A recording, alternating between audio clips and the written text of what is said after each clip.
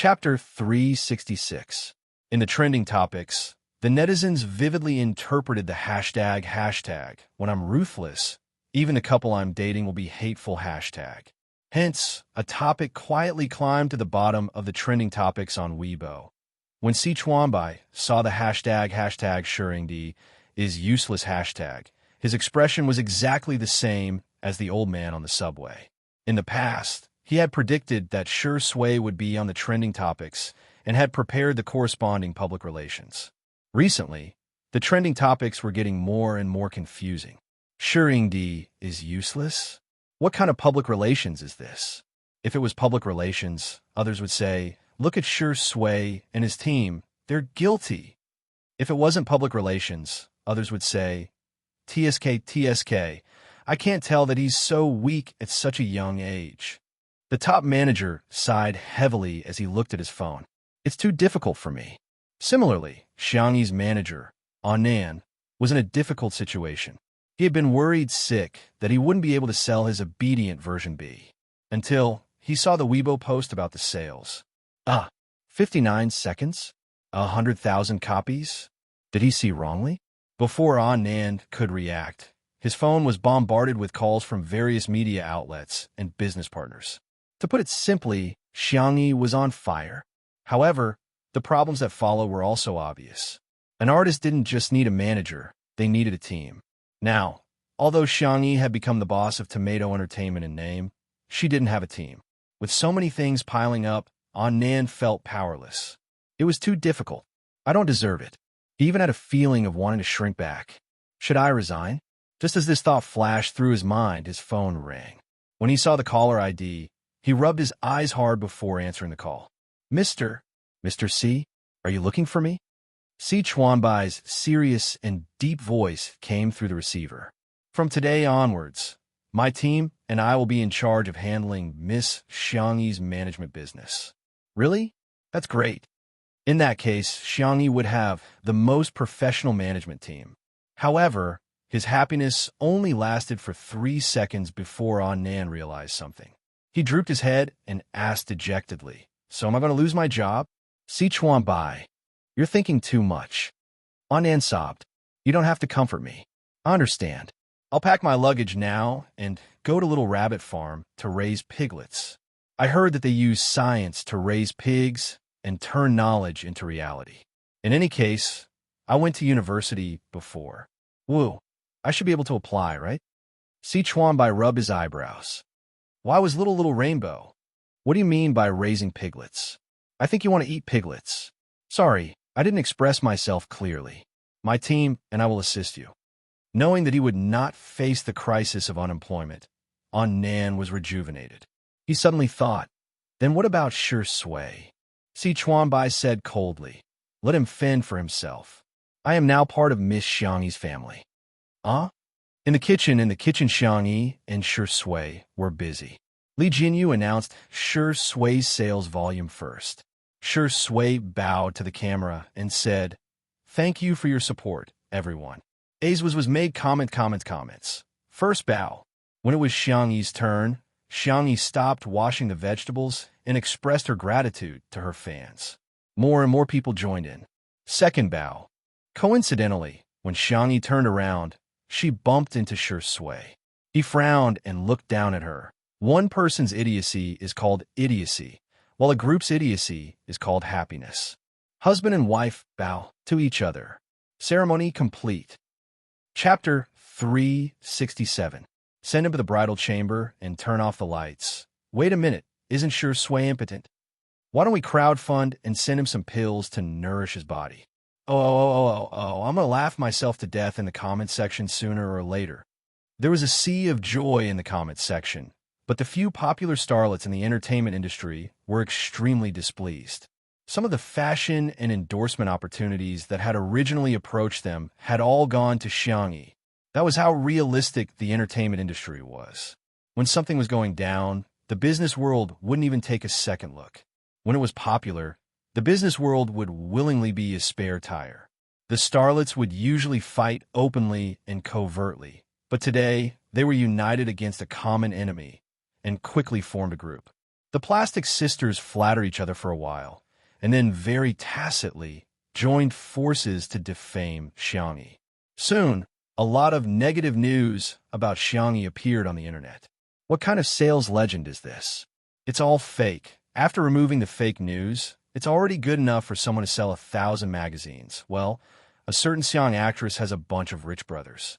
Of course, she can buy as many magazines as she wants. Commercial value? Sorry, the vase fairy really doesn't have any. It's all fake prosperity. Would there really be an idiot who would believe that she has fans? She might be fine if one person scolded her, but if a group of people scolded her, there must be something wrong with her. Otherwise, why would they scold her instead of others? The companies behind the starlets all had a lot of marketing accounts, which undoubtedly came in handy at times like this. They were ridiculing Xiangyi from all angles, as if the 100,000 copies sold by her brothers were all fake figures. Commercial value was an important standard in the business world to measure artists. Seeing so much negative public opinion on the internet, some brands couldn't help but back out. Looking for Xiangyi might not be a good choice. She was popular, but she was a little too black-red. After all, no one wanted to find a spokesperson who would attract criticism. Besides, her figures were too exaggerated. In the entertainment industry, male artists had always been the ones who outsold female artists. Since when had female artists ever outsold male artists?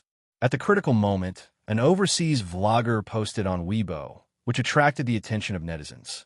Nowadays, there were many overseas artists, internet celebrities, vloggers, and so on Weibo. Some of them managed their accounts well and had a considerable number of fans. It just so happened that the vlogger who posted on Weibo would usually share her outfits, skincare, and so on. She had more than 2 million fans.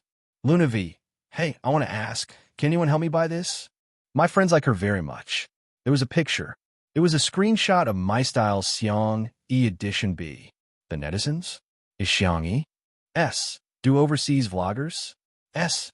Someone raised a question in Luna's native language. She no. As fans post one. She took her videos this Sers, TTTs, TSDS, TIS. Not only is she the ideal type for men, but she is also the ideal type for women. As for, oh my God, someone bought it for me. I'm so happy. Chapter 368. The netizens were dumbfounded. Is this real? Usually, we're the ones who get people to buy overseas skincare products and cosmetics. Now, foreigners are getting people to buy our female artists' magazine covers. At first, some people thought that it was just a publicity stunt. However, some overseas students posted screenshots of overseas magazines, which made people realize how terrifying Xiangyi's popularity was overseas. I'm shocked. So the vase fairy is not only popular, but she's also really popular overseas? There are 200,000 links to each of the 3 editions. Sister Yi's edition B has been sold out. It's really sold out in seconds. I went to several well-known overseas video websites and found that the number of views on Xiangyi's cooking videos is second only to the videos of our national treasure panda acting cute. The popular actresses who had teamed up to slander Xiangyi were also confused. How did this happen? Didn't Xiangyi just star in a variety show? How did she become so popular overseas? Those brands who had backed out just now were dying of regret. They hurriedly tried to contact Xiangyi again, only to find that she already had a new management team, gold medal manager Si Chuanbai and his team. The brands were speechless. Isn't he Shuringdi's exclusive manager? Why is he in charge of Xiangyi's management business? Si Chuanbai was much colder than Anan. He quickly filtered through and rejected those that were not suitable for him. Those brands beat their chests and stomped their feet, hating themselves for being a step too late and missing out on such a huge business opportunity. The most vicious slap in the face came from a Weibo post that Shui liked. Bideo President V. What lousy magazine is this? It's limited to 1 copy per account. I'm rich. Let me buy it. Do you hear me? Xiang Feng's incompetent and furious post attracted a lot of laughter from netizens. After Shui liked the post, everyone suddenly understood the main point. There's a limited purchase? And it's limited to 1 copy. A limited purchase meant that no one could buy hundreds or thousands of copies. The rumor of Xiangyi's brothers spending money to boost sales was dispelled. The netizens were in a daze, still in disbelief. Xiangyi, a female artist, had single-handedly surpassed Shi Sui's magazine sales. She had really recorded a variety show. If there were any good works in the future, he didn't dare to think about it. He really didn't dare to think about it. Untimely super topic. Shi Sui, a man who is always on the front line to protect his wife. My first reaction is that I've eaten candy. My second reaction is that Shi Sui likes her. Sob sob, me too. I feel like my daughter hasn't been enlightened yet. I'm looking forward to her growing up, but I don't want her to grow up at the same time. Her mother fans are so worried. The manner. When lunch was served, Jiang stared blankly at the sumptuous lunch. Did elder sister do all this? Amazing.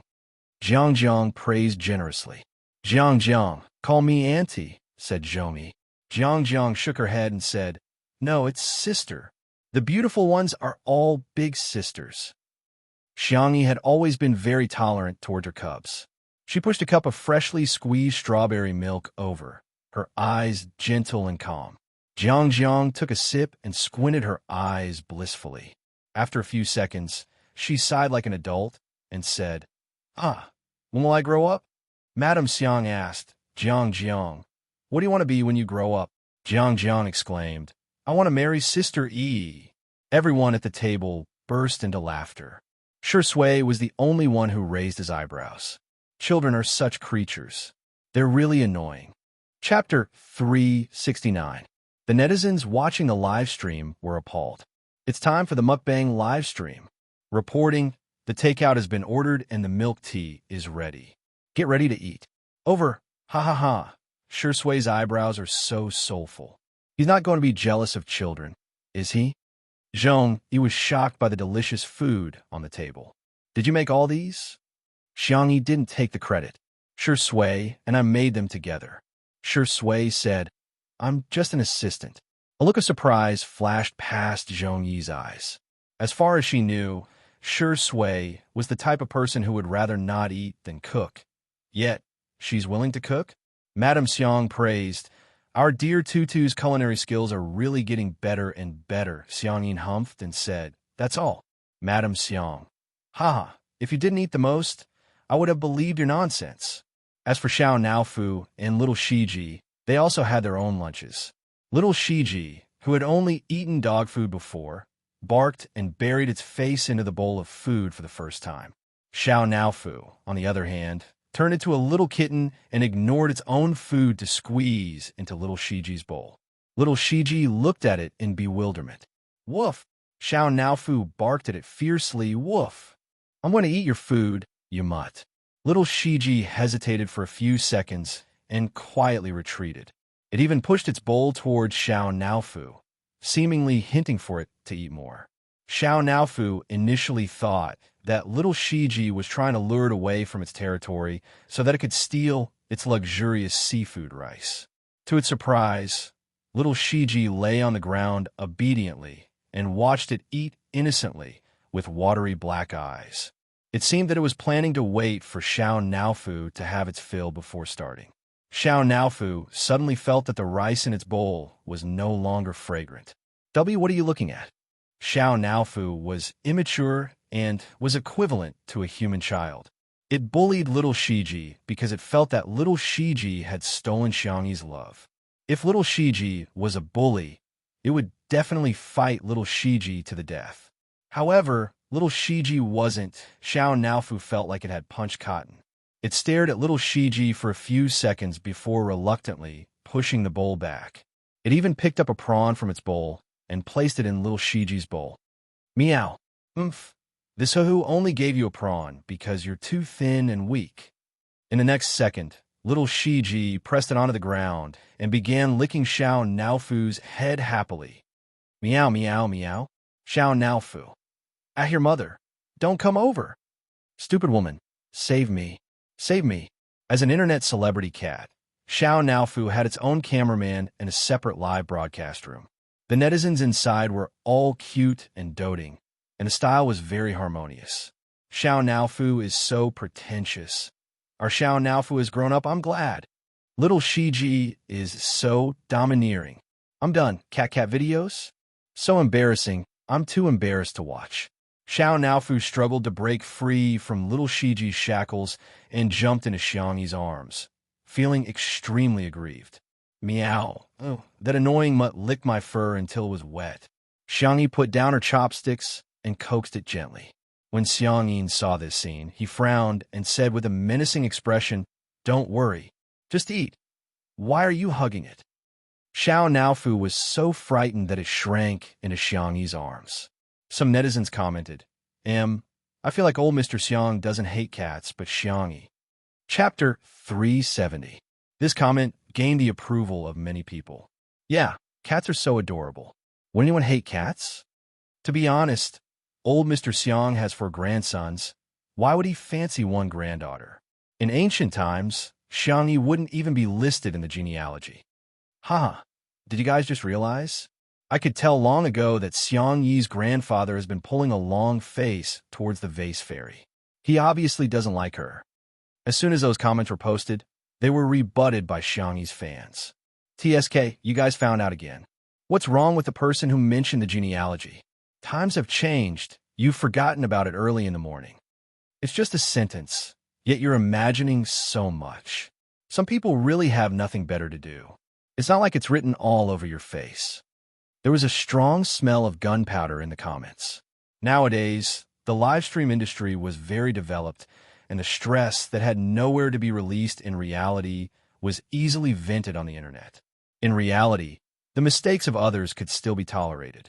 However, in the online world, as long as there was a slight flaw, they would deal a heavy blow. Xiangyi coaxed Xiao Naofu for a while before placing it on the ground. Xiangyin immediately said, "Go wash your hands. Use disinfectant and hand sanitizer. Wash your palms as well as the back of your hands. Pets had germs on them, and it would be bad if they got infected." His granddaughter's health was the most important thing in the world. When everyone heard his words, they felt that Xiangyin was being too strict. "Got it, Grandpa." Xiangyi obediently went to wash her hands. After washing up, she picked up her chopsticks and ate 2 mouthfuls of food. Xiangyin began to nitpick again. "Tie your hair up. It's covering your eyes." Xiangyi had her hair tied up in a bun, but she left her fringe slightly long because she hadn't cut it in a while. "It can't be tied up." She gestured to the length and suddenly found a small hair clip to clip her fringe up, revealing her fair and smooth head. There was a trace of satisfaction in Xiangyin's eyes. "Yes, my granddaughter looks the best when her hair is tied up." In a live stream, Xiangyin's grandfather is so fierce. I'm shivering in front of the screen. It's true that he hates her. Otherwise, he wouldn't be so picky. Why does it feel so real? My mom also likes to let me comb my hair up to reveal my forehead. However, even though some people were cursing, they were watching with more enthusiasm than anyone else. After the meal, Zhong Yi and Jiang Jiang had the habit of taking an afternoon nap. But when Jiang Jiang heard that Xiangyin was going to make malt candy, she skipped her afternoon nap and instead scurried over to Xiangyin's side to watch him. Little Rabbit Farm had sent some half-finished products over. The old man sat in the pavilion, leisurely boiling maltose in a small pot. A gentle breeze blew past, and the flowers by the pavilion fell. The green hills in the distance were faintly discernible. In the courtyard, a few ducks passed by the pond. The scene was beautiful and poetic. There were fewer bullet screen comments in the live broadcast room. Everyone was enjoying the tranquility and warmth of the moment. The old master's movements were skillful, and it was obvious that he had done this many times in the past. He used a slender piece of wood chopped from bamboo to boil a round maltose candy. It looked like a lollipop and handed it to Jiang Jiang. "Baby, take it." "Thank you, Grandpa." Jiang Jiang hugged the maltose candy happily and licked it. It was sweet and warm. She said incoherently, "Yummy." When the netizens saw this scene, they were a little envious. "Xiangyin is so nice," some haters sneered. "Even his biological granddaughter doesn't receive such treatment. Seems like someone is really annoying." However, Xiangyin hummed a tune and took out a new piece of wood. He spun it, and the maltose candy in his hand grew larger and larger.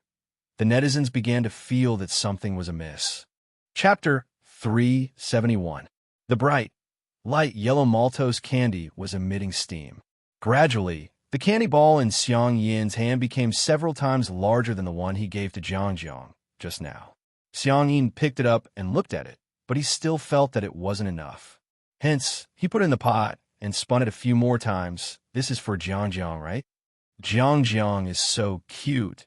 It's normal for her to be popular with elders. As soon as the pop-up comments appeared, Xiang Yin held the maltose candy and yelled, "Old woman, have some candy." Madame Xiang and Xiang Yi were drinking flower tea in front of the French window.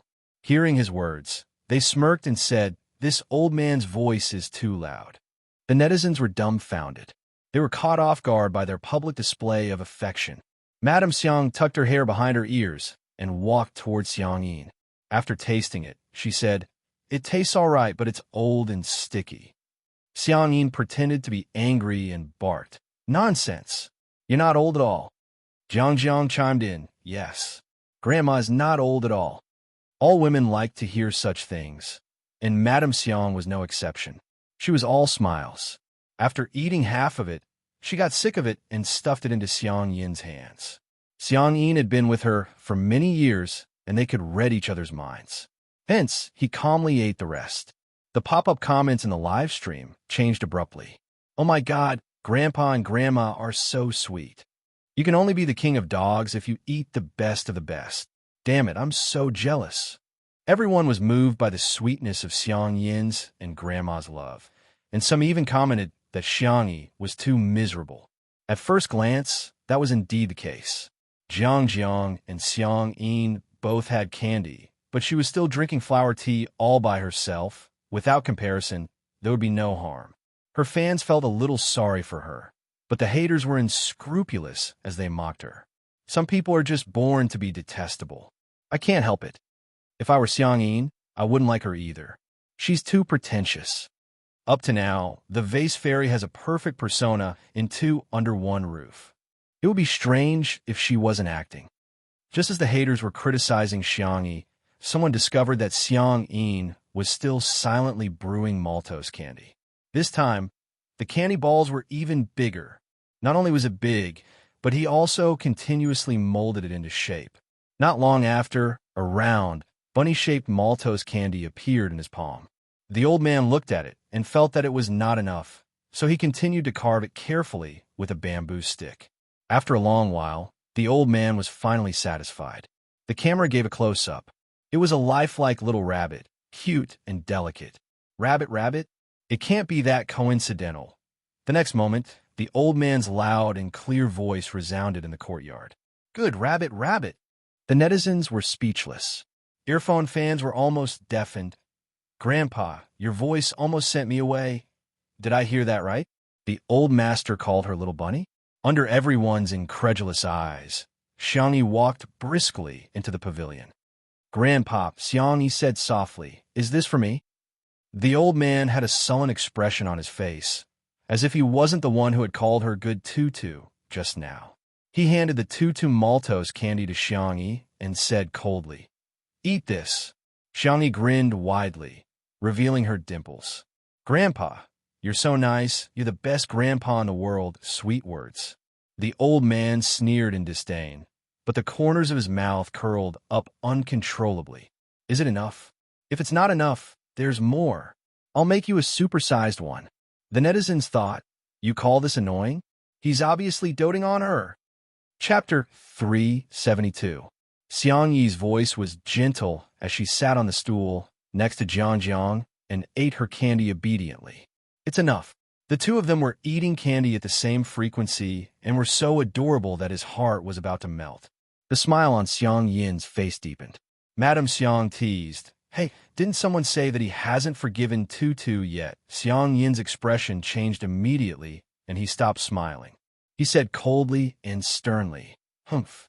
Don't think that I've forgiven her. Now, I've forgiven her at most 2%. Madame Xiang said, "Last time, it was 1%, and this time, it's only 2%.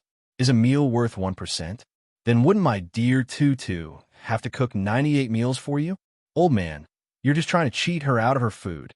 The netizens in a live stream were amused by old Mrs. Xiang's words. Haha, old Mrs. Xiang is so sarcastic. Why did you say that you've forgiven her? What did Xiang Yi do? I suddenly feel that Xiang Yin is the arrogant one. Compared to Sister Yi's brothers, he's so weak in the apartment.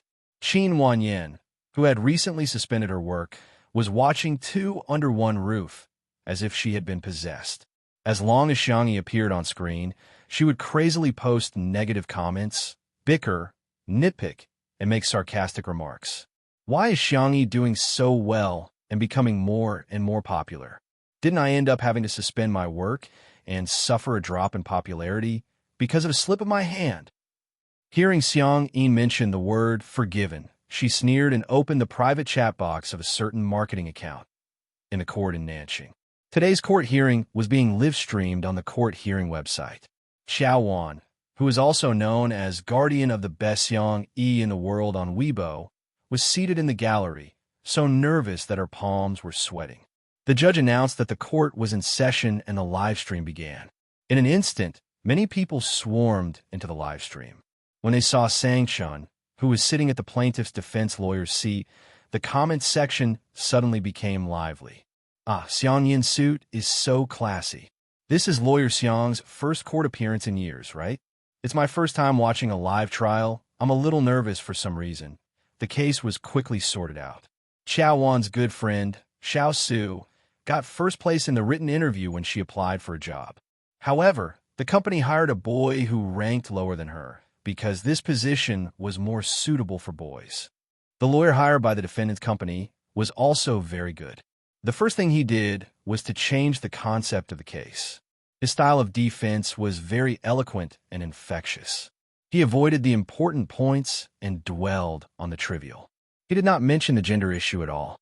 In conclusion, the defendant refused to admit the plaintiff not because of the plaintiff's gender, but because the plaintiff's overall ability was insufficient. Xiao Su's face was pale. The failure of the interview was a huge blow to her. Now that she was going to suffer a second blow, she felt a little uncomfortable physically and mentally. Taking advantage of her poor state, the company's representative attacked her without restraint. We think that Miss Su has a social disorder. As we all know, a serious social disorder is a psychological illness. Our position is really not suitable for her.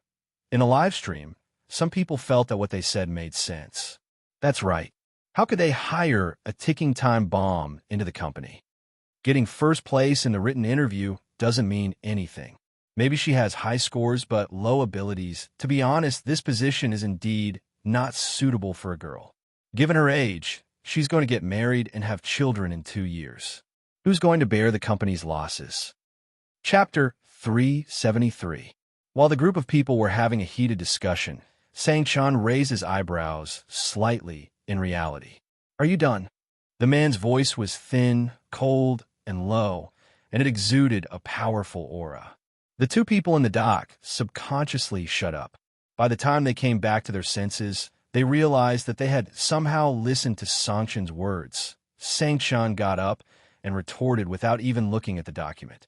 Does the first place in the written test mean that you're not competent enough? In that case, I'm afraid I have to question the professional competence of your company's interviewers. As for mental illness, that's a personal attack. Who says that everyone has to be extroverted? It's precisely because of introverted people that there's diversity. No matter what personality they have, they deserve to be respected. If the person who came in first place in the written test was a man, would you still hire a woman who ranked lower? The answer is obviously no. Not only are you violating the law, you're also morally laughable. After a pause, he sneered. The people in the live stream were dumbfounded, and it took a while for the pop-up comments to come back. Damn, Sang Chun is so sharp-tongued. If you're not good at literature, you can think of one sentence. Lawyer Xiang is awesome. Well said. He's reasonable and polite. It's a textbook defense. Xiao Wan could no longer hear what the judge said to the defendant's lawyer. The only thing she could see was the tall and imposing figure. He's so suave. Sang Chun's style of defense was just like his personality. He hit the nail on the head and was cold and sharp. After a few rounds, he had already gained the upper hand. Xiao Su, who was initially hanging her head low, slowly raised her head and subconsciously straightened her back. Yes, I'm not as bad as the other party. Having regained her confidence, Xiao Su's gaze became resolute. The netizens in the live stream were infected, and they began leaving comments to cheer her on. A case of this level was not difficult for Xiangchen at all. Very quickly, he slayed everyone in the room with a crushing manner. He adjusted his tie with his well-defined fingers and listened coldly to the judge announce the results of the trial. In the end, Xiao Su won the lawsuit. Although she did not receive much compensation, she smiled for the first time in days. Lawyer Xiang, thank you. Xiao Su sniffled and continued. And you, Wan, thank you for helping me so much. Xiao Wan quickly waved her hands and said, No, I didn't do anything. It's all thanks to Lawyer Xiang. Sanction replied calmly, You're welcome. The three of them left the courthouse and were immediately surrounded by local reporters. Other than a reporter from a legal program, the rest of the reporters were there because of Sanction's popularity. Reporters from programs such as anti-mediation, matchmaking, and so on all came to join in the fun. Lawyer Xiang, will you take the path of a public interest lawyer in the future? Mr. Xiang, are you interested in joining our dating show? Are you a feminist? What do you think of this sentence? I'm sorry for being born a woman on the internet. Sanction was expressionless. He had no intention of cooperating with him at all. However, when he heard a certain question, his eyebrows furrowed. Regardless of whether you were born a woman or a man, there's nothing to be sorry about. There's no need to differentiate between men and women in this world, because too many people don't understand the concept of equal rights between men and women. He had a cold aura, and his facial features were profound. His speech affected everyone until Xiao Wan accidentally blurted out, Brother Demao is so handsome. Sanction's expression gradually stiffened. Chapter 374. Xiao Wan's eyes gradually widened in horror. Why don't I think before I speak? A reporter got the joke and burst into laughter. Smog is Sameo Go. Hades is Brother Sanmao. Dr. Xiang is Brother Ermao. And Lawyer Xiang is Brother Demao. It doesn't seem like there's anything wrong with that. The group of people was about to laugh when they saw Sanction's cold and handsome face. He raised his eyebrows slightly. Isn't that funny? Everyone, it's not funny at all. The reporters gradually dispersed. After thanking Sanction again, Xiao Su got ready to take the subway. Xiao Wan grabbed her wrist and tried to leave with her, but Xiao Su pried her fingers off one by one. Sister, take care and come back alive. Xiao Wan. At the stairs, only Sanction and Xiao Wan were left. Sanction sneered. Brother Demao? Xiao Wan trembled in fear. This nickname isn't derogatory. Only people who really like sister, you would call you brothers that. Huh. The man chuckled coldly and slowly adjusted his sleeves. Xiao Wan felt a chill down her spine. She felt that Sanction was like the villain in a movie at this moment. She had a strong desire to live. Lawyer Xiang, I've snatched Sister Yi's e-magazine. Sanction paused in his actions. He was a step too slow when the competition started just now and didn't manage to snatch a single copy. Instead, Xiao Wan successfully snatched the cover of Xiang Yi's B edition with her fast hand speed. Lawyer Xiang, look, this photo of Sister Yi looks so much like the little princess. This photo of Shi Yingbi hugging her makes her waist look so slender. And this photo of the two of them holding hands. Mother of Asteriskers are so satisfied. Oh, this is so untimely. Xiao Wan scrolled through the photos and explained in real time. However, she felt an inexplicable chill. She looked up and realized that Sanction was staring at Shi Sui's hands. His deep eyes narrowed dangerously, and he looked like he wanted to chop off Shi Sui's hands. Xiao Wan gulped and tried to explain. Actually, a two-person cover is already considered a very small. There were some double covers, some kissing scenes, and some seductive driving poses. In her opinion, the photos of Xiang Yi and Shi Sui couldn't even be considered as baby strollers. However, in Xiang Chen's eyes, Shi Sui was already a dead man. In order to ease the suffocating atmosphere, Xiao Wan dug out a video that was later released by Ms. Magazine. This is edited using behind-the-scenes footage. I heard that it's from the perspective of the vampire, Shui. The previous video released by Ms. Magazine was mainly from the perspective of the little princess. This time, it was the other way around. She clicked on it and saw that it was still in a retro dark style. The young and handsome vampire was dressed in a gorgeous and exquisite retro suit. He happened to encounter the innocent the little princess in the forest. His nonchalant gaze slowly became extremely aggressive. He wanted to destroy that purity. Then it was a step-by-step calculation. However, what the vampire didn't expect was he was the first to fall into her trap. Rather than saying that he led the little princess to fall into his trap, it was more accurate to say that he fell into the sweet trap of the little princess. Just right, it echoed the theme of falling into his trap and deep in his trap. The scene changed to a dim and beautiful castle. The vampire held the back of the little princess's head tightly, and the scene of them kissing was seductive. Unexpectedly, in the next second, the little princess grabbed his tie. Her fair and soft fingers curiously and innocently touched his Adam's apple. Then, they moved down bit by bit. The two of them looked at each other. The video stopped abruptly. Chapter 375. Xiaowan suppressed her excitement and finished watching the video. When the video ended, she shuddered and sobered up all of a sudden. It's over, it's over. Sister Yi's flirting is sweet, but will Lawyer Xiang beat his sister up too? Xiaowan was on tenterhooks when she heard a gritting voice coming from above her head. My tutu has been led astray, just like that. Xiaowan, huh? Instead of learning from the good, you're learning from the bad. Xiang Chun cracked his fingers and sneered. You're a dog. It was obvious who he was referring to. Xiaowan suddenly felt that Shui was going to lose his leg. As soon as the Weibo post was posted, the comment section exploded. Oh my god, what kind of amazing editing is this? The little princess has fallen into depravity, but she's also a vampire immortal. Sisters, you like her so much. Damn. Shui's gaze was so lustful when Sister E touched his Adam's apple in the last scene. If it weren't for the fact that they were filming, Shui would have eaten braised tutu. Tutu is so adorable. Wouldn't it be more delicious if she was steamed in hot water? I miss Sister Yi's cold rabbit soup. When can Little Rabbit Farm come out with a similar dish? What kind of magic does Sister E have to make you guys change the topic like that? Xiang Yi's flirting was treated as a trump card, and now the trump card had worked. The third and fourth batch of links were still selling like hotcakes. Those who were close to the warehouse where the physical copies of the magazines were distributed quickly received the physical copies. The cover of Morning Star used a photo of Xiang Yi tugging at Shui's necktie.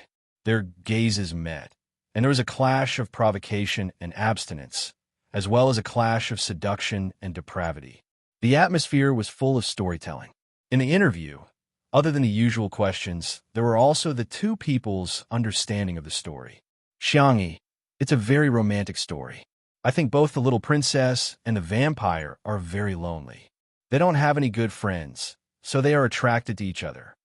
Although the shooting style uses dark elements, I think the vampire is very gentle. He didn't hurt anyone.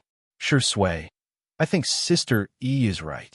It was more like redemption than depravity. On the surface, it was the vampire who had trapped the little princess. In fact, the little princess had also trapped the vampire. However, both parties were willing to do so. The little princess was like a star dam. The fans of the untimely couple were completely intoxicated by it. I don't care.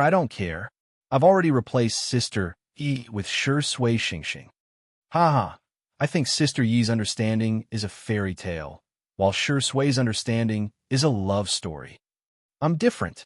I can imagine the 100,000 word content that's not allowed to be described on QQ. Sop, don't spout nonsense. Xiang Yi is still a child. What if she sees this? By 7 o'clock in the evening, MS's Weibo post had been reposted more than 100,000 times and liked hundreds of thousands of times. In a sense, untimely couple had really stepped out of the entertainment circle and entered the public eye. The number of fans who were in favor of the couple also increased rapidly. Just as everyone was in harmony, A certain marketing account released a video titled Interview with Xiangyi's ex-fiancé. Countless people were puzzled. After clicking on it, they realized that the main character of the video was a greasy man in his 30s. Xiangyi is a big star now. She's the one. Haha. She was the one who chased me back then and insisted on eloping with me. Chapter 376. Of course I didn't get together with her. How could I possibly fancy a woman like her? The man in the video had facial features that could barely be considered handsome, but his words were disrespectful to women, and he would often talk about life principles. He even bragged about how big his internet celebrity company was. It was a vivid interpretation of a phrase. He was old and cunning. Spicy Tutu, Xiangyi's fans, who had just seen the video, were enraged. Sister, he eloped with you? Dream on. This man, I'm so embarrassed that I've dug my toes out of 3 rooms and a living room. Spreading rumors requires a lot of effort, but refuting them requires a lot of effort. There must be a bottom line, even when it comes to creating hype. Okay? However, the male lead of the video had probably tasted the sweetness brought about by the popularity of the video, as he soon released a second video. At that time, we had already met each other's parents. Of course, I didn't fancy her, but she pestered me too much and insisted that I marry her. But her family didn't agree.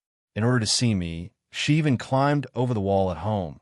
Oh, yes, for my sake, she even made her grandmother faint from anger and sent her grandfather to the hospital. There's nothing I can do about it. I'm just the kind of person that young girls like. The man continued to expose the video. This time, he was obviously much more experienced. Behind him was the logo of his internet celebrity company. As he spoke, he showed everyone the chat history between him and Xiangyi. Just as he said, the Xiangyi in the chat history showed a strong desire to get married and frantically expressed her love for the man. She even said that she was willing to bear his children after marriage and be a full-time housewife. The strong contrast made the netizens dumbfounded. This was simply a case of a goddess becoming a bootlicker. The old fans tried their best to explain that this must have happened during the period of amnesia.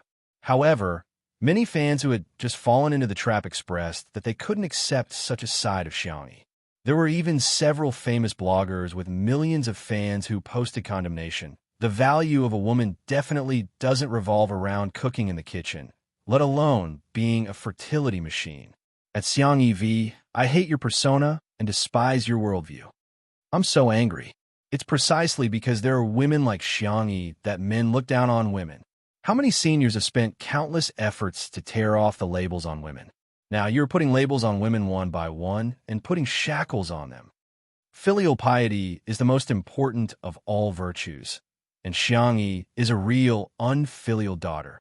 Filial piety is a traditional virtue in our country. If celebrities can't do it, then wouldn't they be setting an example for their fans to be unfilial? I call for boycott of Xiangyi. Boycott 2 under one roof. Qin Wanyan spent a large sum of money to bribe those bloggers. When she saw countless netizens scolding Xiangyi, she instantly felt that her money was well spent.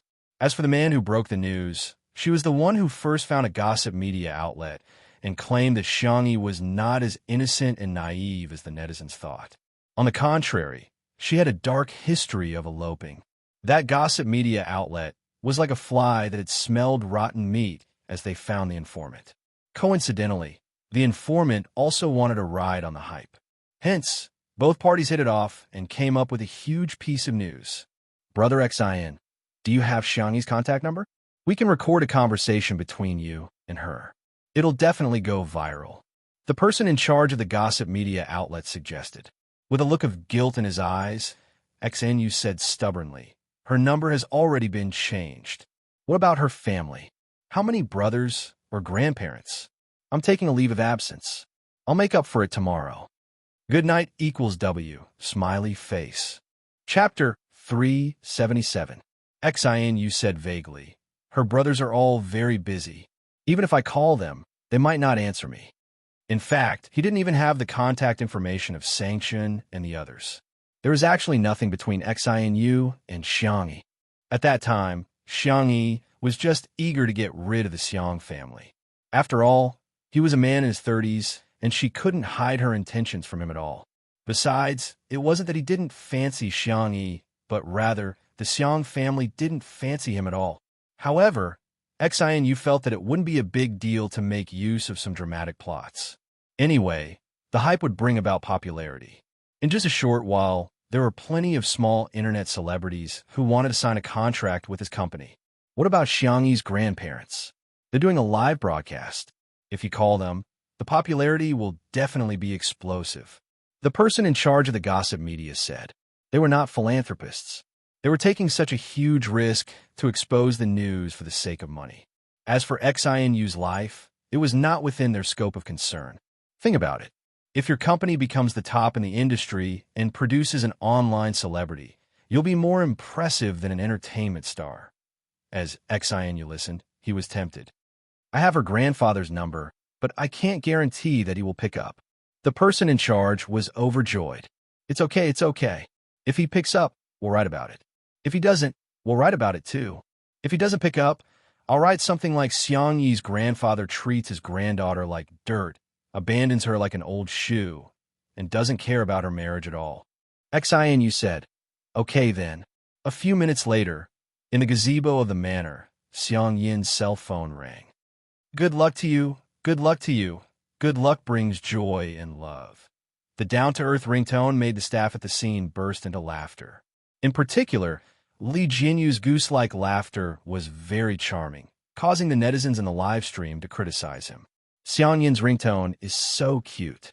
Son, others are singing, but you're laughing. Director, you don't laugh on my variety show, huh? I'll lead the way. Xiang Yin looked at the number on the screen. Although he was old, he had a photographic memory. He sneered and hung up the phone. Although Xiang Yin had a bad temper, he wouldn't hang up on others so rudely. Xiang Yi asked curiously, Grandpa, what's the matter? Xiang Yin said, It's all because of that piece of dog skin rash that you provoked. Xiang Yi? Question mark. Madame Xiang frowned and asked, Xianyu? Who else could it be other than him? Upon hearing this unfamiliar name, Xiang Yi, who was biting the tutu candy, was dumbfounded. Li Jianyu explained tactfully, Sister E is a man who claims to be your ex-fiancé. He's live streaming right now, and he's calling your grandfather. It was obvious that he was trying to ride on her popularity. 2 Under One Roof was currently a live broadcast program with a stable viewership of more than a few million people. It was extremely influential. Xianyu's move was too disgusting. He was obviously trying to ride on the popularity of Xiang Yi and the show. While they were talking, Xianyu called again. Xiang Yin was furious. Why did you block his number? After pondering for a moment, Madame Xiang said, Give me your cell phone. Xiang Yi's grandfather was puzzled, but out of the habit of loving his wife for many years, his hand reacted before his brain could as he handed the phone to her. Old Mrs. Xiang pressed the answer button and said gracefully and composedly, Mr. Xian, what can I do for you? Chapter 378. On the other end of the line, Xianyu didn't expect someone to pick up at all. He was flustered for a few seconds before pretending to be familiar with her. Hello, Grandma. I'm Xianyu. How have you and Grandpa been lately? Xiang Yin flew into a rage. This shameless bastard. How dare he mention that? If it weren't for him, would old Mrs. Xiang have fainted from anger? However, the netizens felt that this ex-fiancé was quite polite. Hence, there were even more comments directed at Xiang Yi.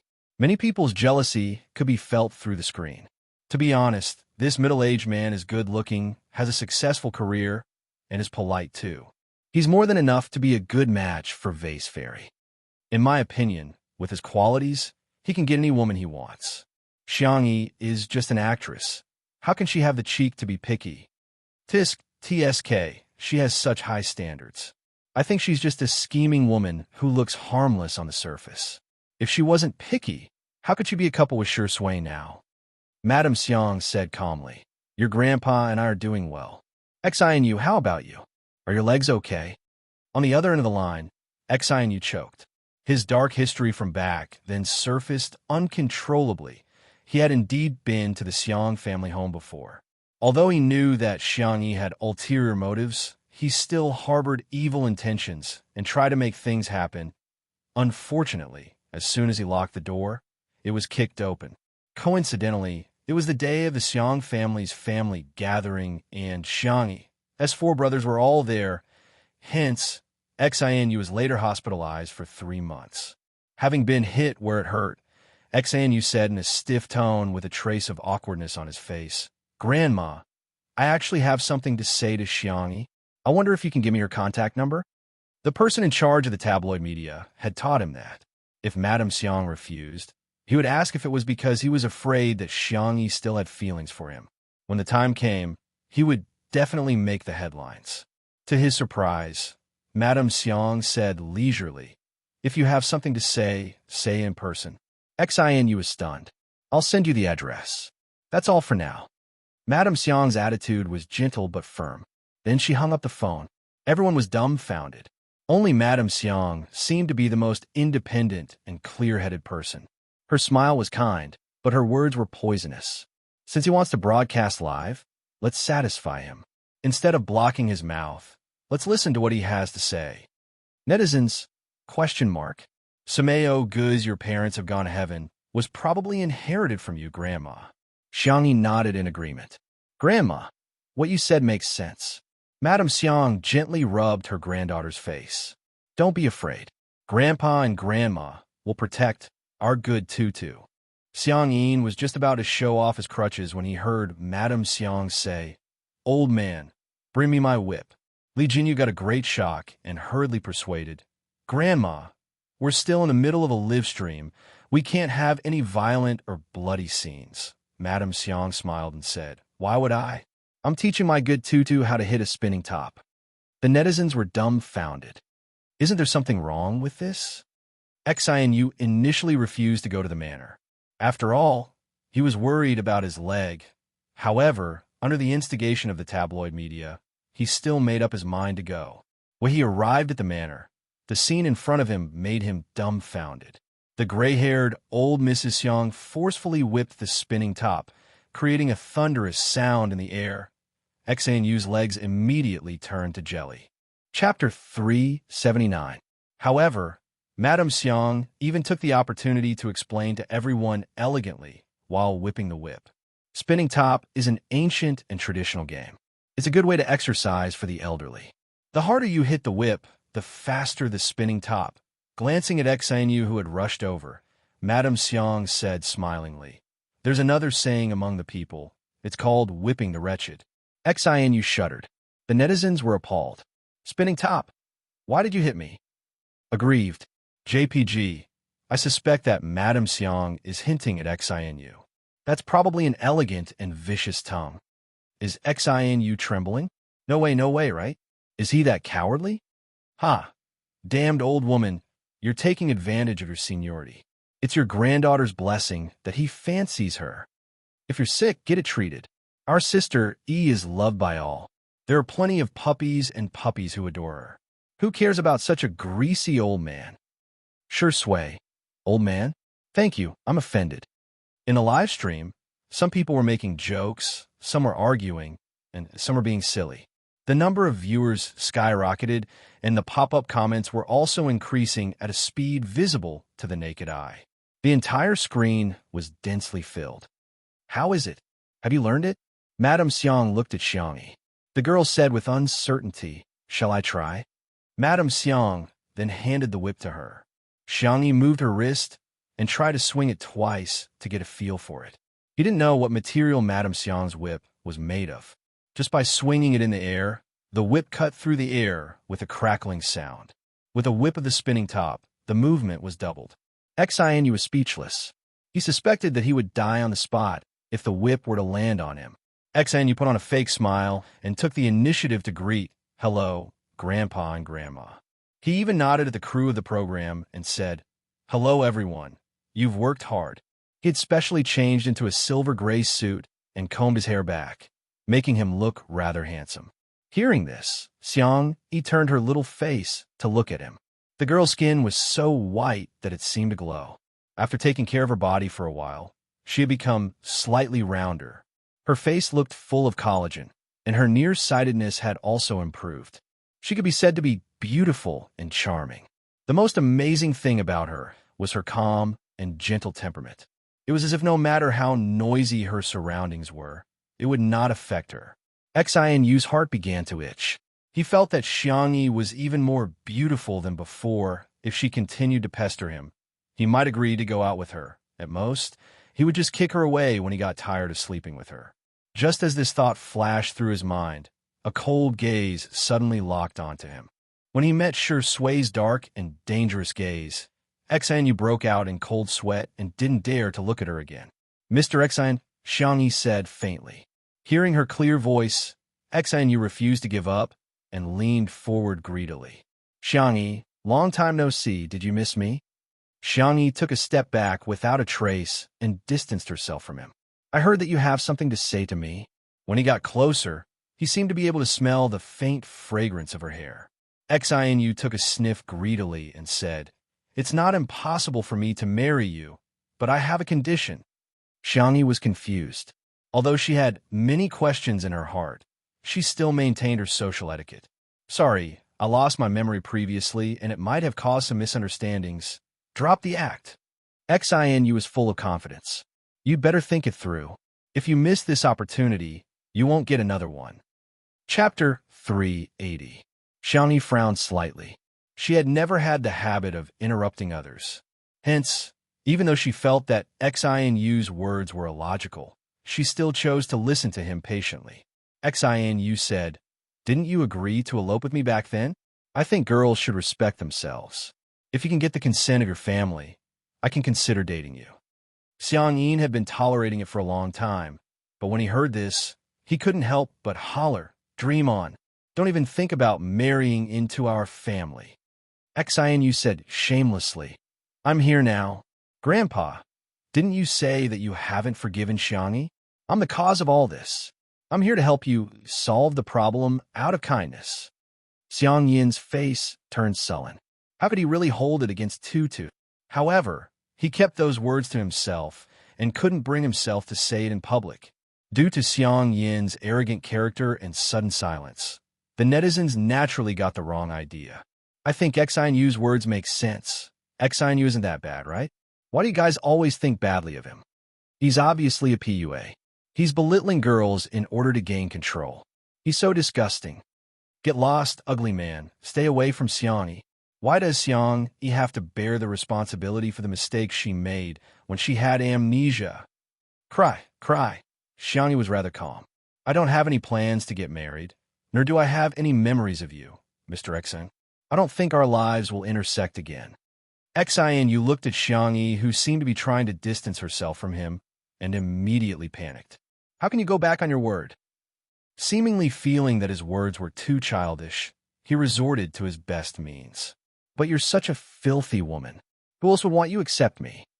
Not only was he dissing her verbally, he even glanced at Zhong Yi and Jiangjiang. Zhong Yi's face turned pale, and she shielded Jiangjiang behind her. He was well aware of the importance of reputation to a girl. This was because he knew that public opinion was always biased towards men.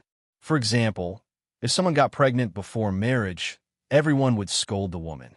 It was as if the man had no responsibility at all. Now that he said this, he was deliberately leading the crowd to believe that Xiangyi was no longer clean. Xiangyin flew into a rage. "Nonsense! You're talking nonsense!" He was so angry that he picked up his walking stick and wanted to break this dog's leg. Xianyu hurriedly retreated and said, "I've already said what I wanted to say. Xiangyi, I'll give you 5 minutes to consider. No need." The resolute words came from Madame Xiang. Her expression was calm and her dress was elegant. Whether it's our tutu or other girls, they all live for themselves, not for others to see. And your slander, in my opinion, is childish and laughable. People who don't know the truth will attack a girl because of her so-called reputation, but as her family, we will never hurt her. Don't you agree, old man? Madame Xiang looked at Xiangyin with a smile in her eyes. Xiangyin seemed to have been encouraged, and the advantage of his loud voice was obvious at this moment. "Bunny is our family's little darling. No one is allowed to hurt her. What do you mean by forgiving? I've never blamed her at all. Not even for a second." Chapter 3 81. Old Mr. Xiang was full of energy, and his voice was loud and firm. Every word he said was powerful and resonant. Zhong Yi, who was not far away, watched everything in shock. She was really envious of Xiangyi back then. When her family found out that she was pregnant with Jiang, their first reaction was to chase her out of the house for fear that she would ruin their reputation. However, they also asked her to give her parents and brother a considerable amount of living expenses every month on the grounds that it was her duty to do so. On the other hand, Xiangyi's family protected and supported her unconditionally. Even Xiang Yin, who was so arrogant and awkward, would make tutu candies for her. He would even give up his pride and protect her without hesitation. Xin, you still wanted to play the same trick again. Then, no one wants her, shut up. So what if no one wants her? It's not like our family can't afford to raise her. Xiang Yin retorted. Xiang Yi's heart was filled with emotions. She pinched her palms to calm her surging emotions. It turns out that Grandpa has never blamed me. Madame Xiang was much more sharp-tongued. Is the standard to judge a girl by what you call no one wants her? Come on. The Qing dynasty died a long time ago, and arranged marriages have long ended. Even an old woman like me knows that marriage is free in the new era. Don't tell me you don't even know that. Pretending to be surprised, old Mrs. Xiang covered her mouth and said, Ah, are you a fool? Or did your parents leave early? Xinu's face immediately turned as red as a pig's liver. In the live stream, the spicy tutu fans were overjoyed. Grandpa Xiang and Grandma Zhu and Dodon's sister eat so much. Your parents left early equals you're an orphan. Thank you for Grandma's online lessons. Grandma's combat power is definitely on the SSR level. Xinu is at most in her card. Xinu's gaze was erratic. He didn't expect Xiang Yin and Madame Xiang to be so difficult to deal with. They had clearly been hurt by Xiangyi at that time. So why did they still choose not to hold it against her? That was beyond Xinu's understanding. Since he couldn't persuade his family, Xinu wanted to continue pressuring Xiangyi. Didn't she want to break away from the Xiang family? Without him, how could she have succeeded? At the thought of this, Xinu suddenly regained his confidence. He looked at Xiangyi affectionately and said, Actually, I don't look down on you that much. You do have some merits. Look, only he could see the good in Xiangyi. This method of belittling first and then praising later could be said to have worked well in the past. Young and naive girls like Xiangyi were the easiest to fool. The next second, Xiangyi flicked the whip expressionlessly, scaring Xinu so much that he shrieked and almost jumped up. Excuse me, you're blocking my spinning top. Xinu. The netizens were speechless. Everyone's attention then shifted to the whip in her hand. They shuddered at the same time. In the cold atmosphere, a low chuckle sounded. Sue's heart felt as if it had been brushed by a feather. Sister E, could you teach me? Sure Sui, who had been a bystander for a long time, opened her mouth slowly. Sure. After Xiangyi taught him a few words, Sure Sui took the whip. He had a high level of comprehension and was the type who could understand with just a little bit of guidance. After a few casual lashes, the spinning top spun even faster. The atmosphere in the live stream changed abruptly. The sense of immersion is too strong. I feel like Sure Sui is a villain who will resort to domestic violence. Other people who wield whips are men who harness horses. Why is this man so and so handsome? Chapter 382. Xinu was speechless. He somehow felt that this man was treating him like a spinning top. In particular, his gaze seemed gentle, but actually contained a strong sense of oppression. His scalp turned numb as he slandered Xiangyi. You'd better stay away from such a woman. She can elope with anyone she wants. Is that so? Sure Sui chuckled, as if the scenery around her had come alive. Is there such a good thing? Xinu was dumbfounded. There was an uproar in the live stream. Official announcement? Thank you for the help, buddy. You can get your bento box now. Aw, don't laugh like that. Who can stand it? Attacking and belittling women is not a gentleman's behavior. It doesn't make you look noble. Sure Sui said unhurriedly. If you can't even show respect, I'm very suspicious of your real purpose for coming here to look for Sister E. There are some things that everyone was well aware of, but they just didn't say it out loud.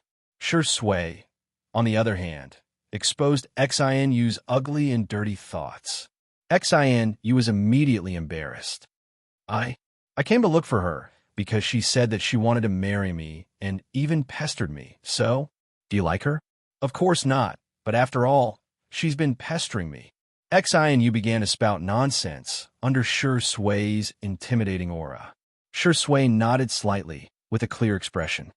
Mr. Xinu, you're really contradicting yourself.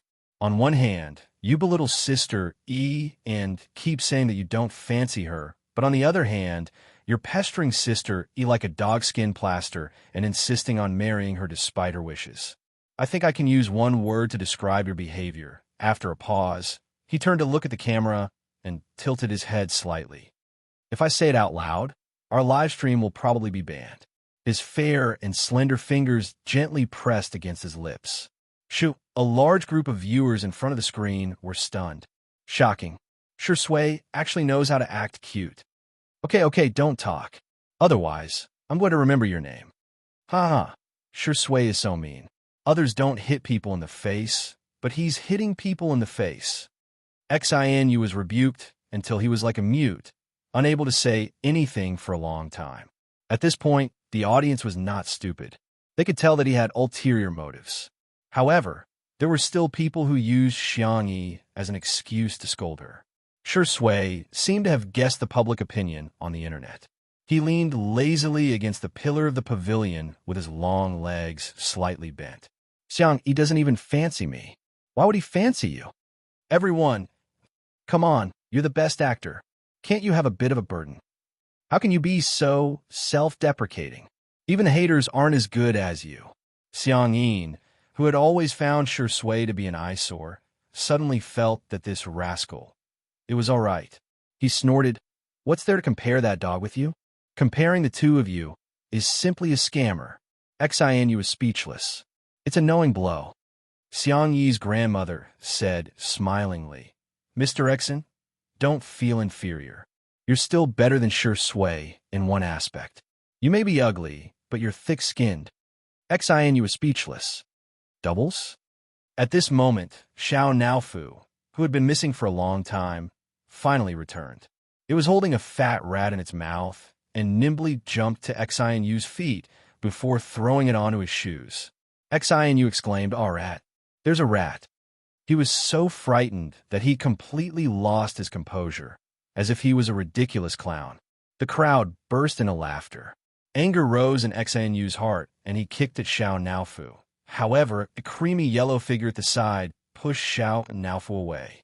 Before Xinu's foot could even touch a few strands of its fur, little Shiji rolled on the ground and went far away. It hummed feebly and aggrievedly. Woof! Xinu's eyes widened in shock.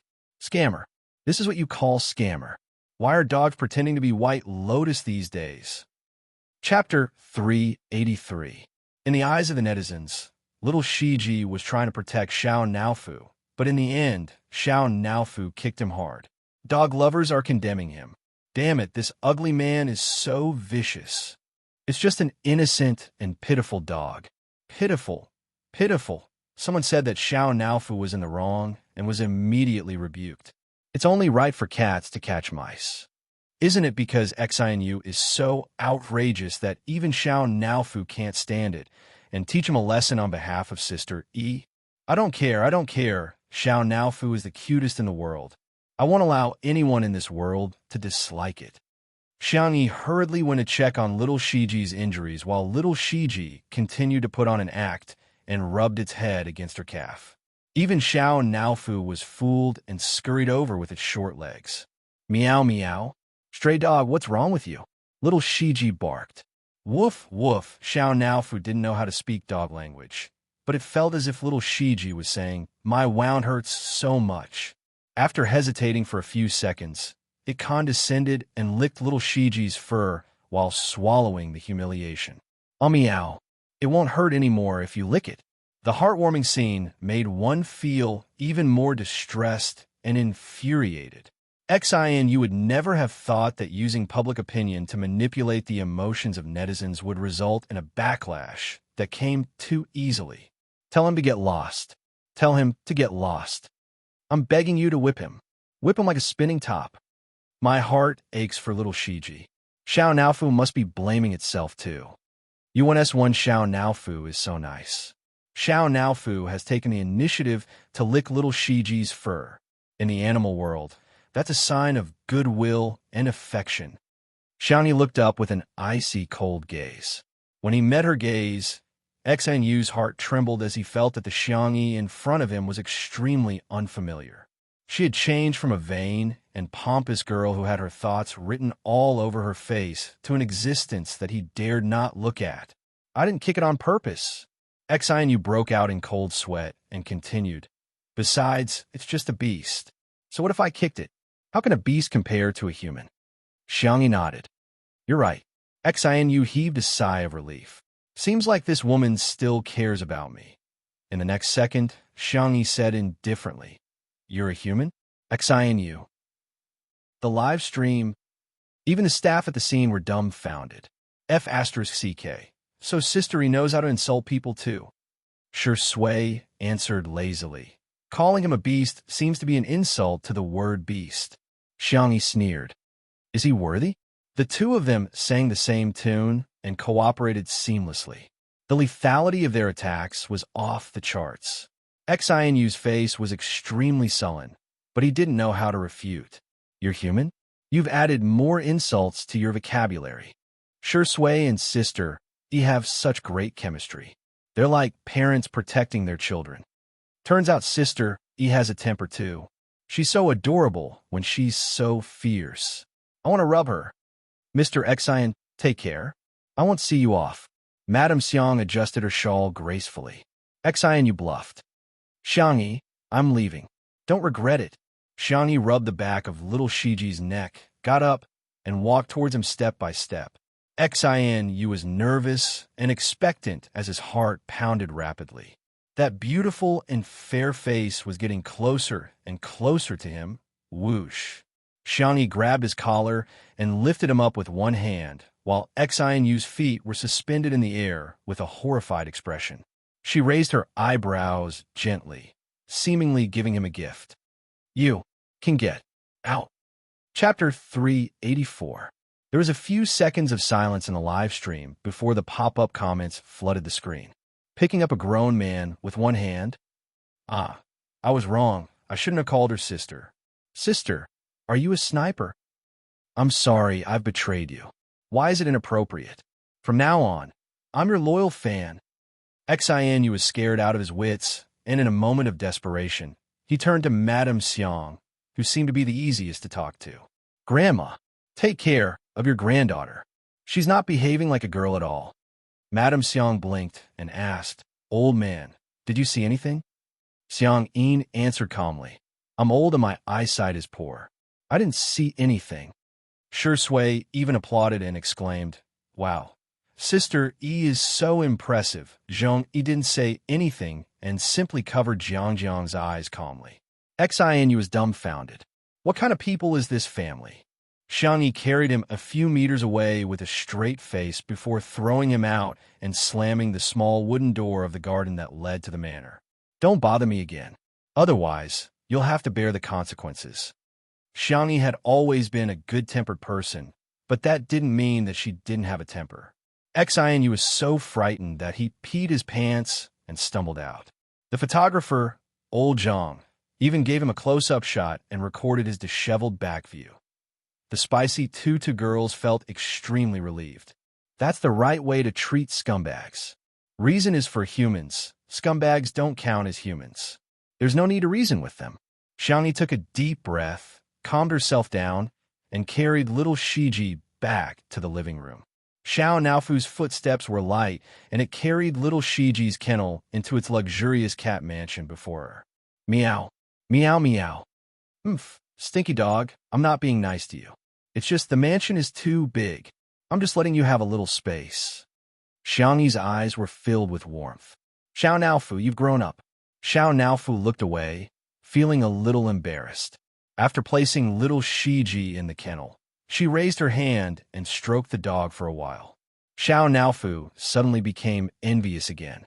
It aggrievedly snuggled up to Xiangyi's hand and rubbed itself against her like a spoiled little kitten. Meow, you're not allowed to touch the dog.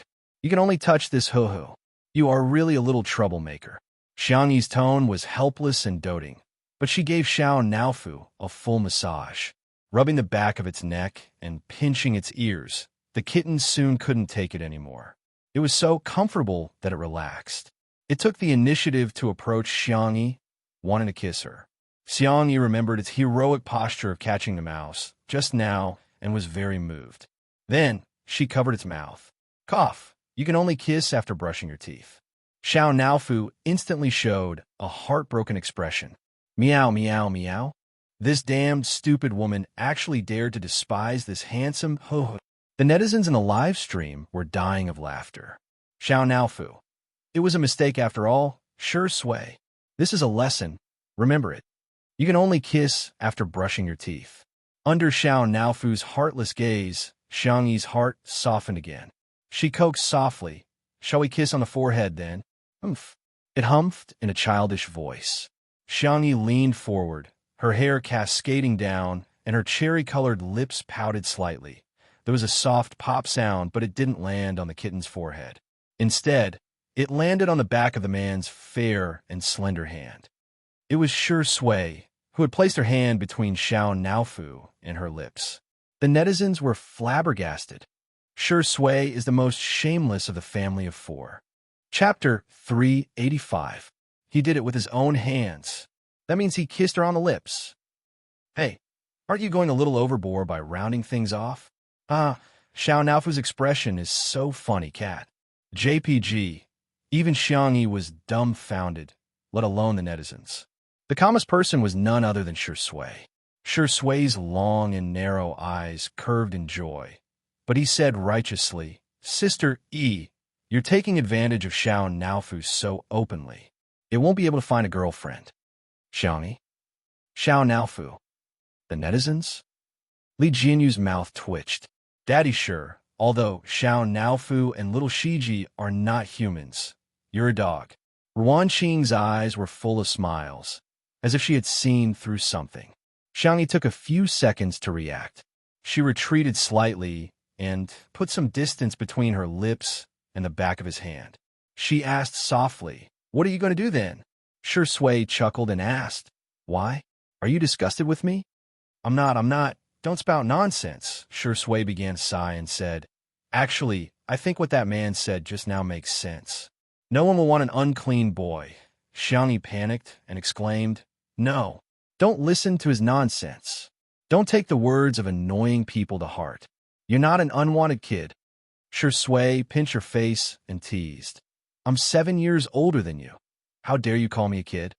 Xiangyi said, Big friend. The interaction between the two made countless netizens smile in front of their screens. I'm shedding tears of envy.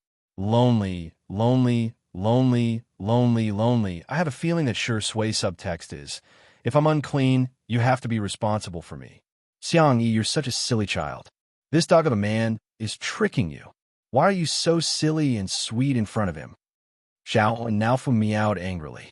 It wanted to scratch Sure Sui, but it was afraid of being taken away for sterilization, so it could only bark at him a few times. Little Shiji's black eyes were moist as he curled his tail around Xiao Naofu's and pulled the little kitten into his arms. Fortunately, the kennel was big enough and the kitten was small, so it was not crowded when they slept together. Xiao Naofu was both aggrieved and angry, its little paws pounding on the soft kennel. Little Shiji licked its fur patiently, not annoyed even after being kicked by Xiao Naofu. Only then did Xiangyi realize that their conversation was slightly ambiguous, and the atmosphere was strange. She looked at the clock on the wall and coughed. It's 8 o'clock. Why don't we watch TV? Sure Sui always listened to her. Okay. The netizens in the live stream room were speechless. Forget about the previous hashtag, I'm watching a live stream hashtag, but now hashtag, I'm watching a variety show hashtag. Xiangyi went to turn on the TV while her grandparents, Zhong Yi, and Jiang came over one after another. The opening was a cartoon version of Xiangyi and Shi Sui planting flowers and vegetables, fishing, and catching pigs. Jiang watched with rapt attention. Wow! The production team was stunned for a while before realizing that Xiangyi's unintentional actions were actually good publicity. Their live stream had such high traffic, it would be a waste not to use it. Hence, Li Jinyu frantically began to advertise in the voiceover. Dear viewers, please stay tuned to Nanxing Satellite TV's 2 Under One Roof. Those who have a TV, please support the broadcast. Those who don't, please download Nanxing TV. While he was speaking, the show began. Although countless netizens were teasing Li Jinyu, they still switched on the TV and downloaded the software. The production team of Eating Well for all 3 meals almost fainted from anger when they found out about this. Chapter 386. Why didn't we think of such a simple, effective, and direct publicity method? In the group chat of Muyao TV, the director sent a voice message and flew into a rage. Are you all idiots? How can you not think of this? The others were complaining incessantly.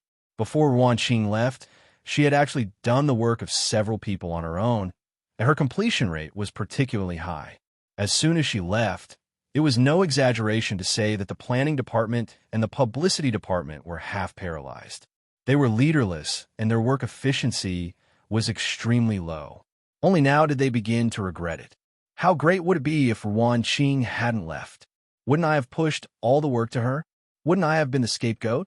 On the other hand, Xiangyi began to get restless after watching the introduction.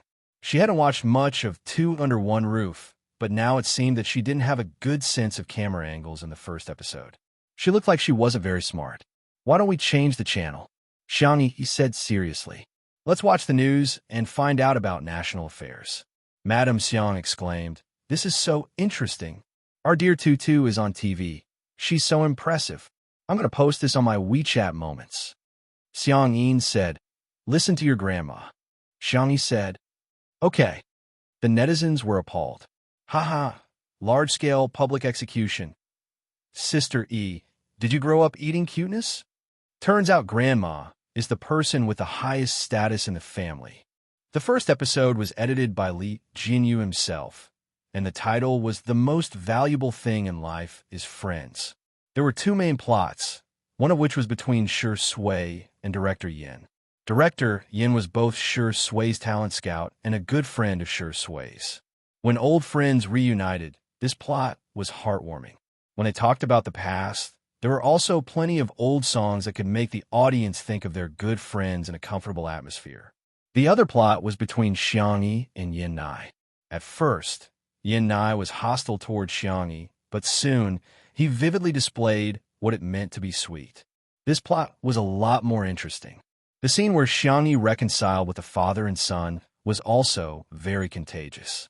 Although it was about daily life, the pace of the editing was very tight. After an hour and a half, it made people feel that it was not enough. This variety show was too interesting. What? The second episode will only be broadcasted next week? Many people beat their chests and stamped their feet. In the end, they found out that this was actually a live broadcast program. In an instant, many new viewers who had been attracted by television flooded into the live broadcast room. The director's room was filled with all sorts of equipment and instruments. Li Jinyu and the others refreshed the online version's views.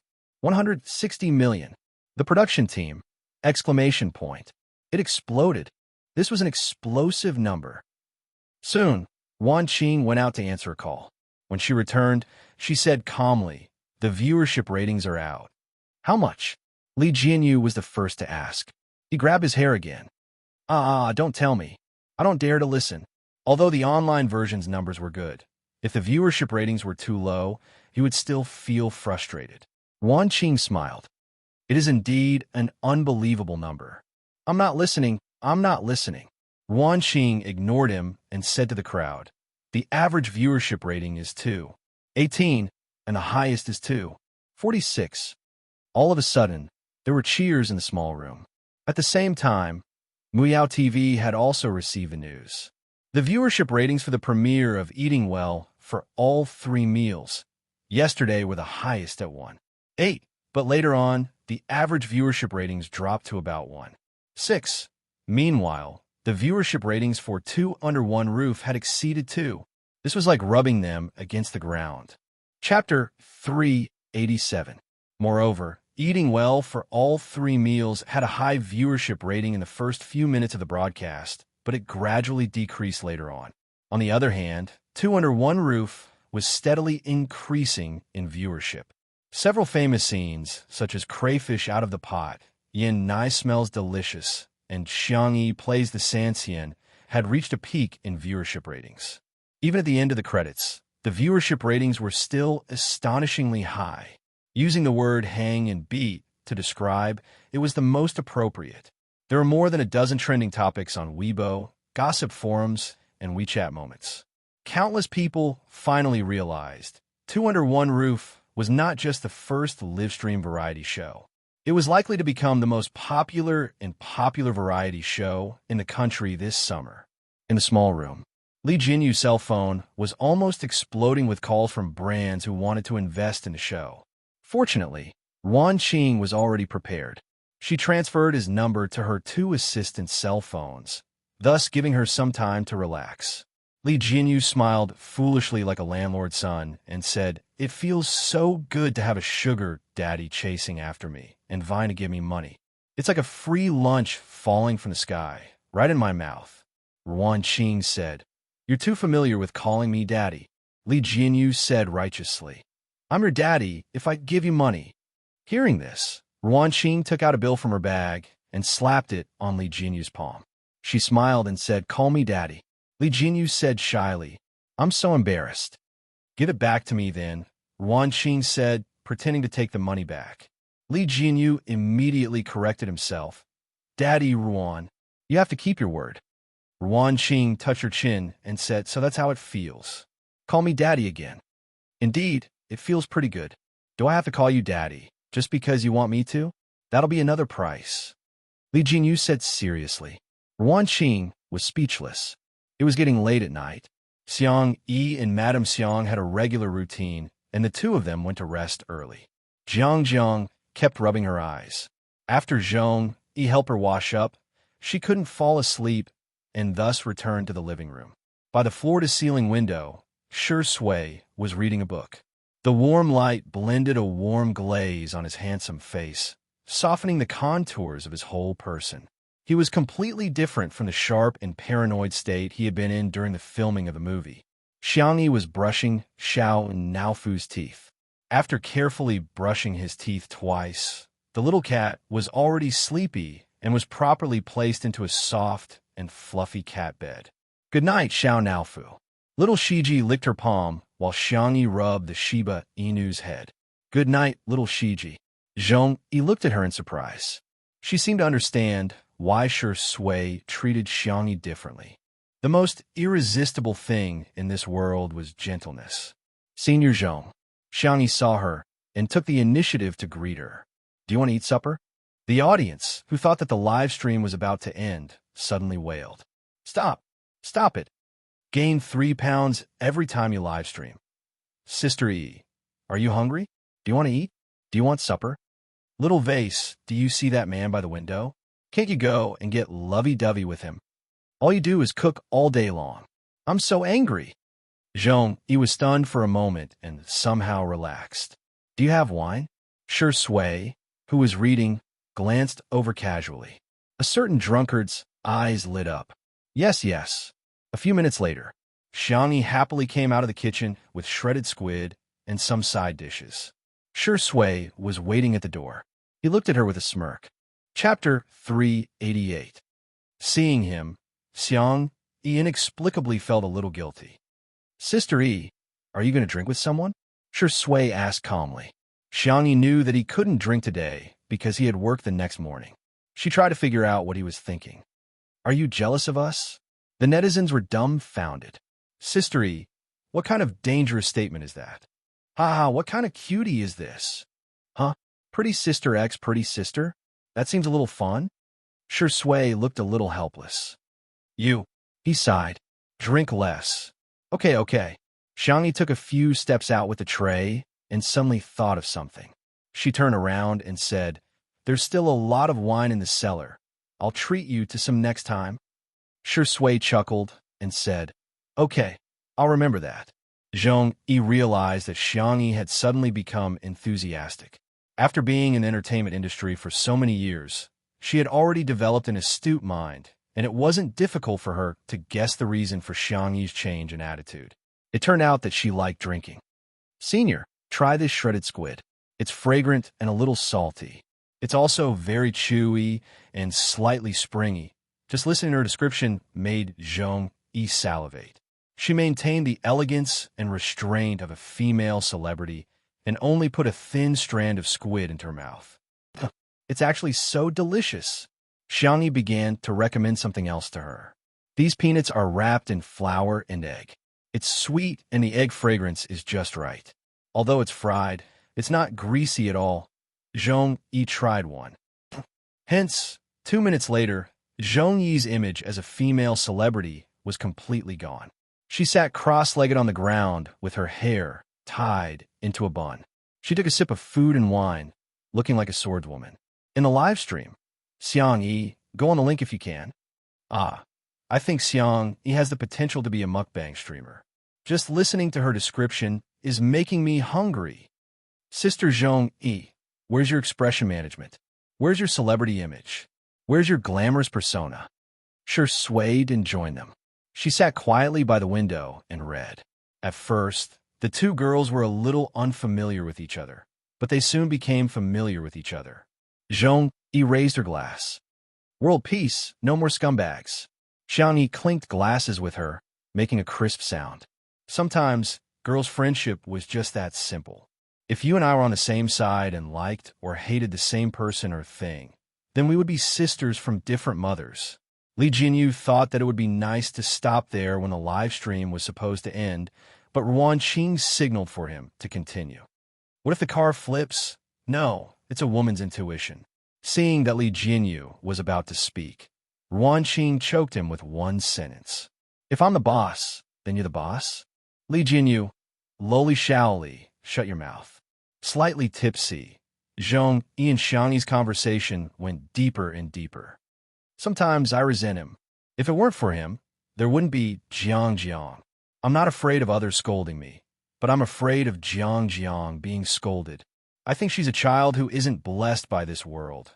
Perhaps it was because actors had a strong ability to empathize with others, but Xiang Yi also felt a little choked up. She patted Zhong Yi's back and said, "Every child is born into this world for the sake of happiness."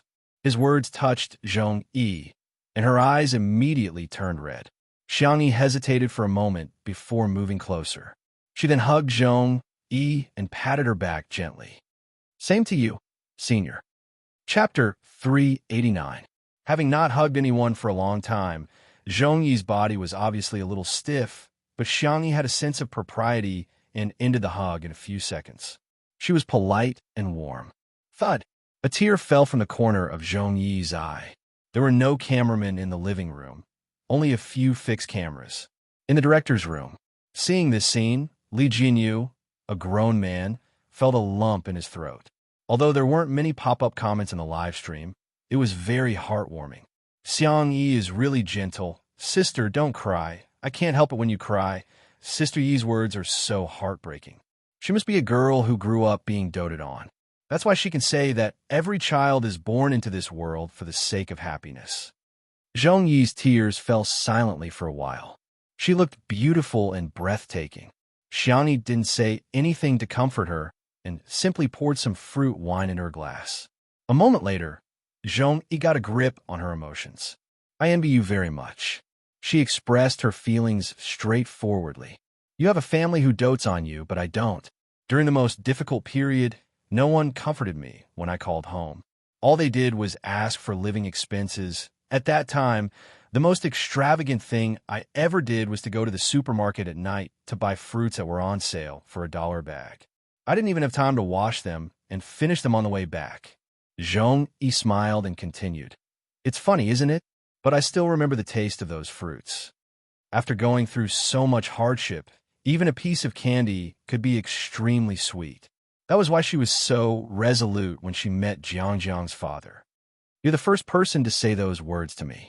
Zhong Yi smiled brightly, as if no amount of setbacks could hide her beauty. Can I call you Sister Yi? Xiangyi was a little dizzy from drinking. Resting her chin in her hand, she nodded and said sure. Zhong Yi put an arm around her shoulder and said proudly, Sister Yi, I'll take care of you from now on. There were suddenly more comments in the live stream. I know Zhong Yi is from a cult. I'll just stand there for a second. Just 1 second. Come to think of it, Zhong Yi's life really isn't easy. Not everyone has the courage to be a single mother. Sister Yi looks so soft when she's drunk. Sure, Sui, stop reading. Would it work or not? If not, I'll do it. The live broadcast came to an abrupt end. As Ruan Qing expected, Xiangyi and Zhong Yi's drinking party didn't fail. Instead, it moved countless people. This was something that the production team of Eating Well for 3 Meals could not understand. Why didn't the netizens believe them when they told Jiang Yun to show her true feelings?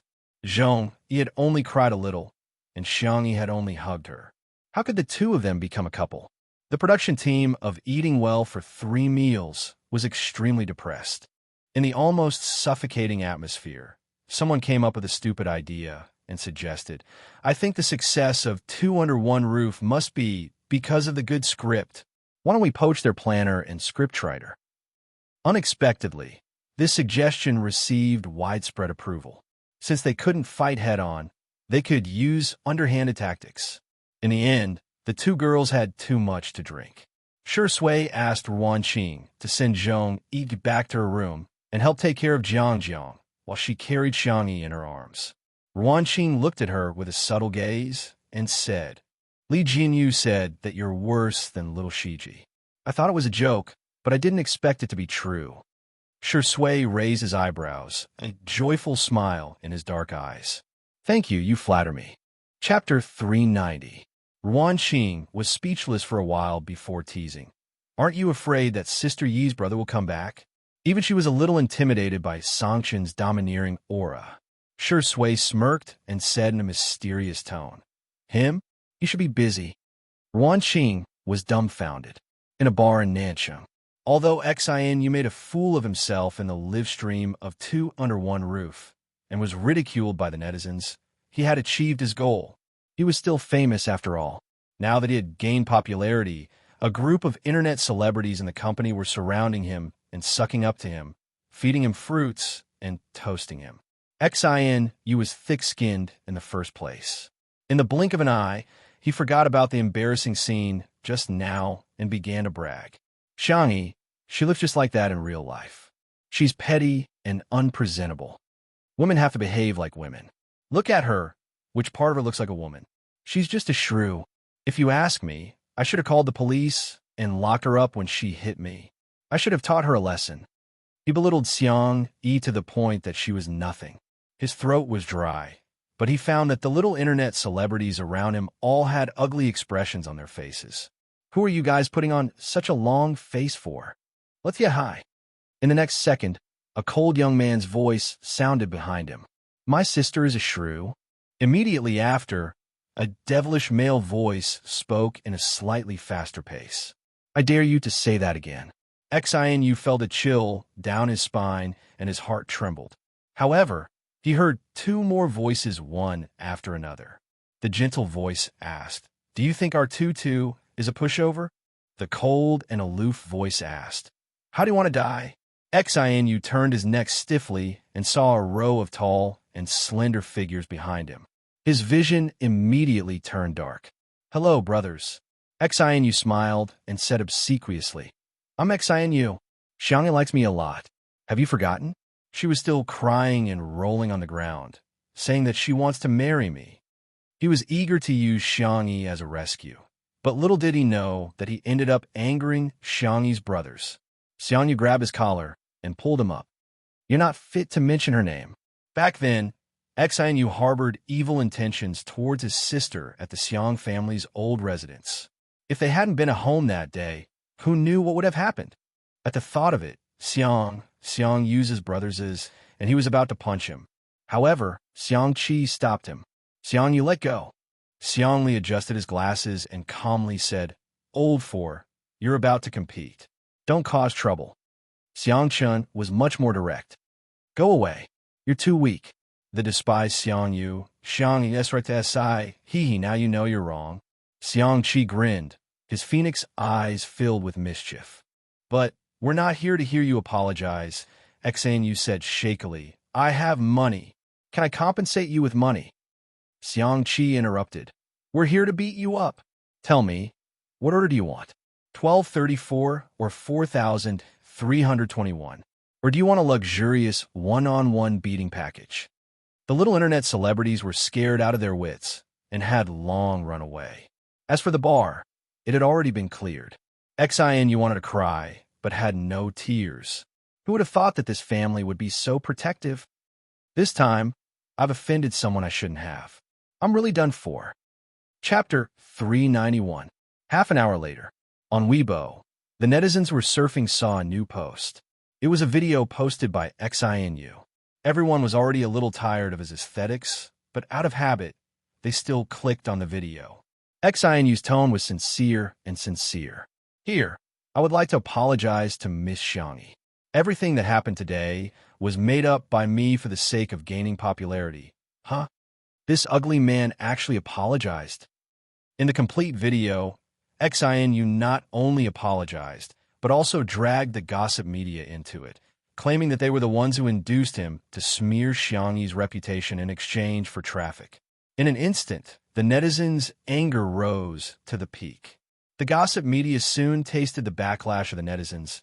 "You treat us like fools. I'll treat you like an orphan." The Weibo account of the gossip media was bombarded with so much criticism that it turned off the comment section and received more than 100,000 insults in private messages. In the end, they had no choice but to expose the informant. Qin Wanyin thought that she had done it flawlessly. She used a Smuff account and even got someone to change the IP address. However, her Smuff account shared a few daily updates, and the sharp-eyed netizens managed to figure out that it was her Smuff account from the reflection of a bracelet and half of her face in the sunglasses in a photo. The overwhelming news flooded her Weibo account. Qin Wanyin was extremely anxious and called her manager, who comforted her impatiently and hung up without saying anything about public relations. When she called again for the second time, it was obvious that no one answered. Qin Wanyin was terrified to the extreme, and she didn't dare to look at her cell phone at all. Every time she saw those vicious comments, her body would tremble. She would never have thought that those people who were scolding Xiangyi would come to scold her. Not long after, Tomato Entertainment released an announcement. Although Xiangyi was the boss in name, she didn't have much energy to manage it for the time being. Her uncle, Xiang Feng, had hired a professional manager for her, and he was personally in charge. Seeing that his artiste was exposed to such a scandal, he immediately terminated the contract with Qin Wanyin. In addition to having to face a huge amount of compensation, Qin Wanyin's reputation in the industry was also ruined, and no major company would be willing to sign her. Qin Wanyin, who was at her wit's end, suddenly thought of someone. "Maybe he can help me." Bar. Sangchun kicked Xinu away with his long legs and adjusted his tie. His black suit outlined the perfect contours of his body, and he exuded a strong sense of oppression that was hard to ignore. Xiangli looked gentle, but he was even more ruthless than Sangchun. It was not difficult for a genius to destroy company. Xiangyu was worried. "I feel like I'm just a bystander," Xiang Qi comforted him. "You should be content. Little uncle doesn't even deserve to be here. Big brother thinks he's clumsy and a burden." Xiangyu, "Thank you for being comforted." He put on the hood of his hoodie. His jawline was smooth and handsome. Suddenly, he thought of something. Will my sister cry alone in bed? Imagining that scene, the Siscon men felt as if their hearts had been cut by a knife. Xiang Qi said with heartache, "Let's go back and comfort our sister. Even if she wants to cry, she should cry on my shoulder." Xiangli chuckled. "Are you worthy?" Xiang Qin's brows were tightly knitted as he strode forward. "Cheating. Big brother, you're cheating." Xiang Qi yelled angrily. The three of them hurriedly caught up with Xiangyu. Little did they know that at this moment, in the manor. Chapter 392. Unbeknownst to them, at this time in the manor, the little rabbit had just been carried into the bedroom. Xiangyi's alcohol tolerance was excellent, and she didn't make a fuss when drunk. Shui put her on the bed, and the little girl obediently rolled up the quilt and covered herself tightly. Shui couldn't help but laugh and raised his hand to pinch her little face. "You're really worrisome." Meow, meow, meow. Xiao Naofu woke up from its sleep and saw Shui carrying the stupid woman back to the room. It hurriedly ran in, stopped at Shui's feet, and roared fiercely at him. Shui lowered his eyes and indifferently said, "Go back to your cat's nest and sleep." Xiao Naofu. Meow, meow, meow. Don't think this hoo-hoo doesn't understand. You just want to trick me away and then do this to the stupid woman. It clung to the edge of the bed, and with great difficulty, it jumped up and sat on Xiangyi's pillow with a posture that said, "This hoo-hoo is not leaving today." Xiangyi was awakened by the noise and opened her eyes in a daze. The figure of the little cat appeared in her vision, and she habitually hugged it in her arms. "All of you," Xiao Naofu. Oh, it raised its chin provocatively at Shui. "Oomph. See that? This hoo-hoo is the rightful wife. This is the hoo-hoo that the stupid woman loves the most." Xiao Naofu's tail swayed gently, curling around her fingers and rubbing its head against Xiangyi's soft skin under her collarbone. It coquettishly said, "Meow, meow." Xiangyi closed her eyes again and gently coaxed, "All of you be good." Shui's long and narrow eyes narrowed dangerously, and he sneered. "Want to be sterilized?" Xiao Naofu trembled in fear. However, although its IQ was only equivalent to a child of a few years old, children had a natural instinct to know who would protect them and who they could be pampered in front of. The white, soft, and cute kitten stuck out its little, but awkwardly, and squeezed into Xiangyi's shirt through her collar. Only half of its little head was exposed, and it stuck its tongue out at Shui. "Lu, dogman. This hoo-hoo is not afraid of you." Shui's temples twitched violently. The young lady was drunk, so of course he couldn't take advantage of her and take advantage of her. Therefore, he really couldn't do anything about Xiao Naofu now. However, the man was calm and composed as he smiled faintly. "Xiao Naofu, I've recently discovered that Sister Yi's casserole is especially good. The stewed meat is especially mushy." That black-bellied smile, that dark temperament, he was definitely a villain. "Xiao Naofu, you're not going to do anything when it comes to men and women, are you?" However, Xiangyi felt something furry and warm pressing against her body. It was a little itchy and a little heavy. The young lady murmured and wanted to move Xiao Naofu away, but she was blocked by her clothes. She subconsciously pulled at her clothes. Shui's breathing became slightly erratic as he pressed down on her hand. In a daze, Xiangyi felt the hot temperature on the back of her hand. Her brain lost control of its logic, and her body reacted quickly. She grabbed Shui's wrist and pulled, and pressed. In the blink of an eye, she had Shui pressed against her side, imprisoning and subduing her. In fact, Shui didn't resist at all. Otherwise, the drunk Xiangyi wouldn't have succeeded so easily. Xiangyi struggled to blur her eyes, as if trying to identify Shui. A certain actor smiled at the kitten. "This is called acting, understand? Xiao Naofu, woof, woof, woof. You King dog man." Shui didn't get to gloat for more than 3 seconds before someone knocked on the bedroom door. "Sister, are you asleep?" Chapter 393. In an instant, Shui's expression froze slightly. Even Xiao Naofu was so scared that its tail curled up. The man and cat looked at each other and surprisingly reached an agreement. They didn't make a sound. Fortunately, the brothers outside the door were very gentlemanly in front of their sister and wouldn't barge into her room without permission. "She should be asleep, right?" Xiangqi said uncertainly. Xiangyu's nose twitched, and he sniffed. "Seems like she made supper." Xiangqi was overjoyed. "I'll go to the kitchen and take a look." Xiangyu was afraid that he would steal food, so he followed closely behind him. The two of them went out of the kitchen and found the food in the fridge. Xiangqi lowered his voice. "Fourth brother, don't make a sound. Let's split the spoils." Xiang Yu put one hand in his pocket and pressed down the hood of his hoodie with the other. He said a few words indifferently. Big brother is outside. Xiang Qi was instantly terrified. If it was only the black-bellied old fox second brother outside, he would still dare to repeatedly jump on the edge of death. However, Xiang Yu was here. Xiang Yu said righteously, "Am I the kind of person who would secretly eat behind my brother's back? What's the most important thing when a family is together? Sharing." Xiang Yu clicked his tongue. He wouldn't believe his nonsense. Since they were already here, let's eat. The four brothers sat down around the remaining small plate of food. Xiang Li had already familiarly gone to the wine cellar to get wine. Xiang Yu was about to compete and consciously didn't touch the wine. Xiang Qi said arrogantly, "Fourth brother, pour wine for your brothers." Xiang Yu glanced at him. Xiang Qi said, "What are you staring at? Keep staring and I'll beat you up. You're the youngest, so of course you should pour it." Xiang Yu said in a disdainful tone, "Why didn't you say that when little sister was here?" He had never seen Xiang Qi or Xiang Yi around, and only knew how to put on airs as third brother in front of him.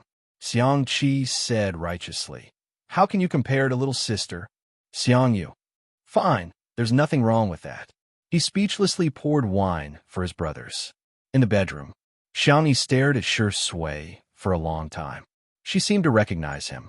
She buried her head in his chest and sniffed his shirt. Shi Sui's body tensed up and his eyes darkened. After confirming that it was the familiar smell of laundry detergent, Xiang Yi felt relieved and fell asleep. Did this mean that he wasn't treating him as an outsider? This realization made Shi Sui feel both amused and helpless. He broke free from Xiang Yi's shackles and pinched her little cheeks. Xiao Naofu meowed in protest. "Be a man," Shi Sui sneered. "If I didn't want to be a human, you would have been stewed into a kitten."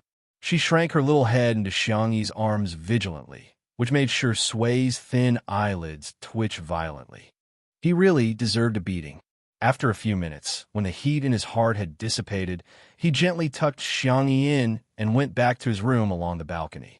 In the living room, Sang Chun drank 2 glasses of wine, but his brows were still furrowed. He put down the wine glass and walked towards Shi Sui's room.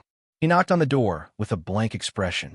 A moment later, the door was pulled open. Shi Sui was only wearing a pair of dark blue home pants. He was wiping himself with a towel. "You're back. What's the matter?" Sang-Chun walked past him and looked into the room with a sharp gaze. The large bed in the room was clean, and even the thin blanket was neatly folded. Sang-Chun felt relieved and said with a straight face, "Rest early." Suddenly, there was the sound of chaotic footsteps behind him. Sang-Chun turned around and saw his sister coming out of her room. Hugging a soft pillow with a lace rim, she walked towards Shi Sui's room as if sleepwalking and bumped into his arms. Chapter 394. Xiao Naofu chased after her, meowing nonstop. Shi Sui subconsciously wrapped her arms around her waist.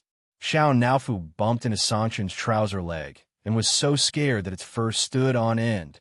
The surrounding temperature seemed to drop rapidly. Sang-Chun's eyes were cold as he looked at the drunk Xiang Yi and then at the innocent-looking Shi Sui. "Explain," Sang-Chun said coldly. Shi Sui's mentality was really good, and her expression didn't change. "Sister E is sober now. Big brother, remember to remind her to be responsible for me?" Sang-Chun. At the dining table, Xiang Yu and Xiang Qi were dumbfounded. F***, there's such a thing? He actually dared to be mischievous in front of Big Brother. Xiang Li pushed his glasses, and a trace of worry flashed in the depths of his eyes. From a logical point of view, the room that Shi Sui chose was one that Xiang Yi had stayed in before, so it was barely reasonable. After getting drunk, she followed her body's memory and wanted to go back to her original room to sleep. But from an emotional point of view, it was obvious that their family's pampered little rabbit had self-taught herself to nibble on the grass around her nest. Sang-Chun's entire person exuded a threatening chill, and his eyes were sharp, like snow-white blades under the light. The danger multiplied. "You are courting death." The man enunciated each word sharply. His well-defined fingers rolled up his snow-white sleeves. Not far away, Xiang Qi and Xiang Yu were terrified and quickly hid far away, afraid of being implicated. Xiang Li got up and slowly walked forward. Sanction sneered. What? You want to speak for him? Am I that kind? Xiang Li smiled like a sly old fox. Go ahead, I'll take my sister away. Don't scare her. Xiang Qi scolded. Second brother, you scheming boy. I think you want to rub her face while she's drunk. Xiang Yu, who was next to him, felt his fingertips itch. His sister's face felt really good when he pinched it.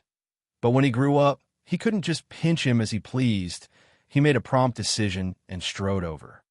Let me do it. Xiang Qi scolded. Do you know how to take care of girls? You're so clumsy. Let me do it.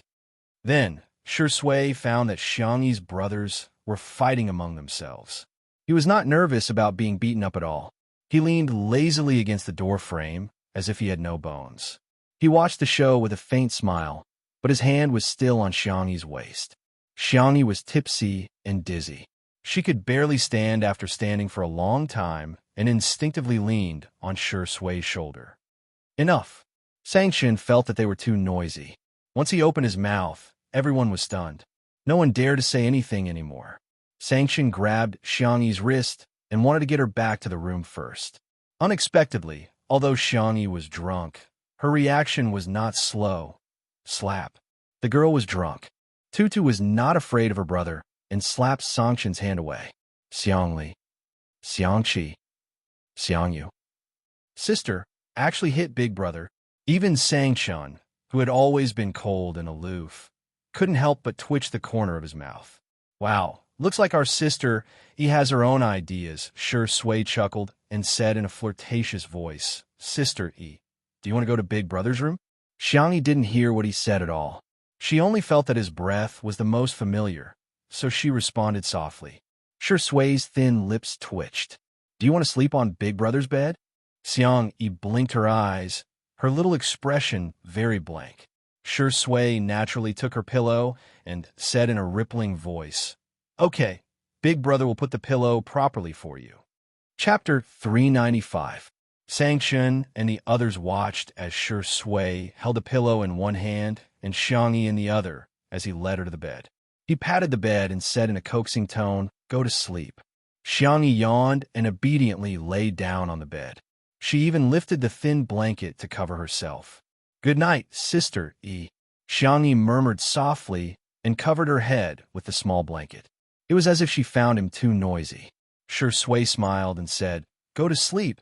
I'm going to get beaten up. It could be said that he was very self-aware.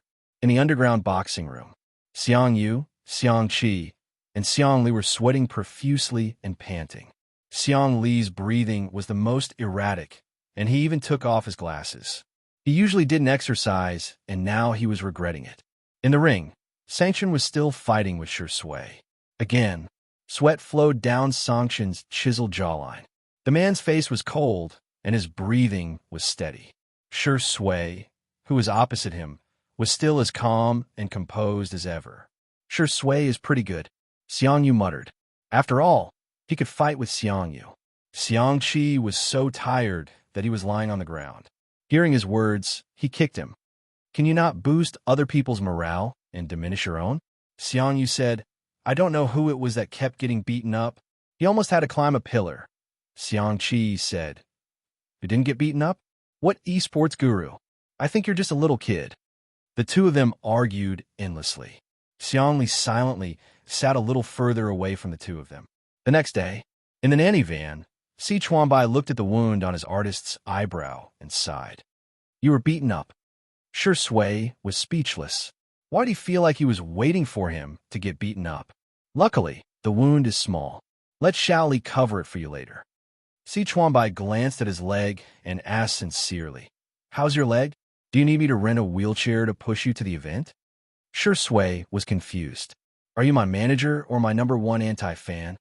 He sounded helpless. Si Chuanbai said righteously, I'm Miss Xiang Yi's manager and her family. You're just an artist that I've managed in passing. The makeup artist couldn't help but laugh. He was Shi Sui's personal makeup artist. After so many years, they had a close relationship, so he spoke freely. If the netizens knew that you were finally beaten up by Sister Yi's brother, they would definitely set off firecrackers. Sure, Sway. Am I hated by humans and dogs now? Haha, it's because other than a couple fans, everyone wants Sister E to be beautiful alone. The makeup artist teased. Oh yes, I heard that the guest today is Fu Jian. He is famous for flirting with girls.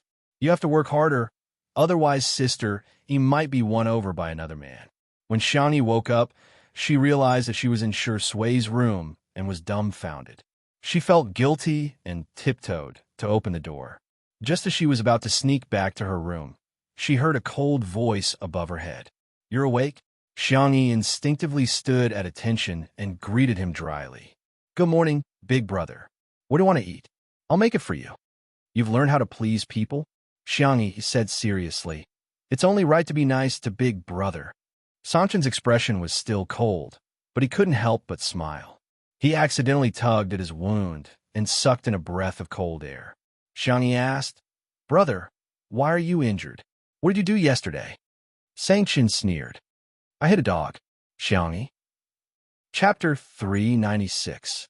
Xiang Yin and Madame Xiang got up early and left a note, saying that they had gone hiking together. Breakfast was prepared by her brothers. Although the taste was ordinary, Xiangyi ate it with great satisfaction. Zhong Yi completely let herself go. She didn't even put on any makeup. She was drinking beef and radish soup with Xiang Yi to sober up. After breakfast, Zhong Yi got ready to leave with Jiang Jiang. The live stream happened to start, and the netizens discovered that Xiangyi had stuffed the trunk of Zhong Yi's nanny van to the brim. There were spicy rabbit heads, cream strawberries, and other specialties from Little Rabbit Farm, as well as chili noodles, chili oil, plum wine, and so on. There was also a small gift for Jiang Jiang, which was a furry rabbit plushie. This is my favorite rabbit, it's for you. Jiang Jiang blinked her large eyes and shook her head. I can't accept it then. Mommy says that it's called snatching someone else's love. Xiangyi smiled gently and stroked her little head. But I like it better, Jiang Jiang. Jiang Jiang blushed and thanked her while hugging the rabbit. She then whispered into Zhong Yi's ear, Mommy, can we not accept the gift and just bring any home? Although her voice was soft, she was wearing a microphone and her words were accurately captured in the live stream. Zhong Yi looks amazing without makeup too. Wow, I feel like Sister E really treats Zhong Yi as a friend. I could be a couple with Zhong. Jiang Jiang, you've spoken my mind. Here, Annie will give you a sack. Under Xiangyi's influence, Zhong Yi smiled brightly and changed the subject. Annie's birthday is coming up soon. Shall I give her a gift? Jiang Jiang exclaimed in a childish voice. Sure. Bye, Annie. Jiang Jiang waved her chubby little paws and blew a kiss at Xiangyi. Xiangyi made a gesture of catching it, and then made a heart gesture at her. After sending Zhong Yi and her daughter off, Xiangyi walked back to the living room. The netizens finally realized that all four of Xiangyi's brothers were present. All. Yes. Sanchen was replying to emails on his laptop by the French window. There was a cup of black coffee beside his hand. Xiangli was flipping through a book on the bookshelf.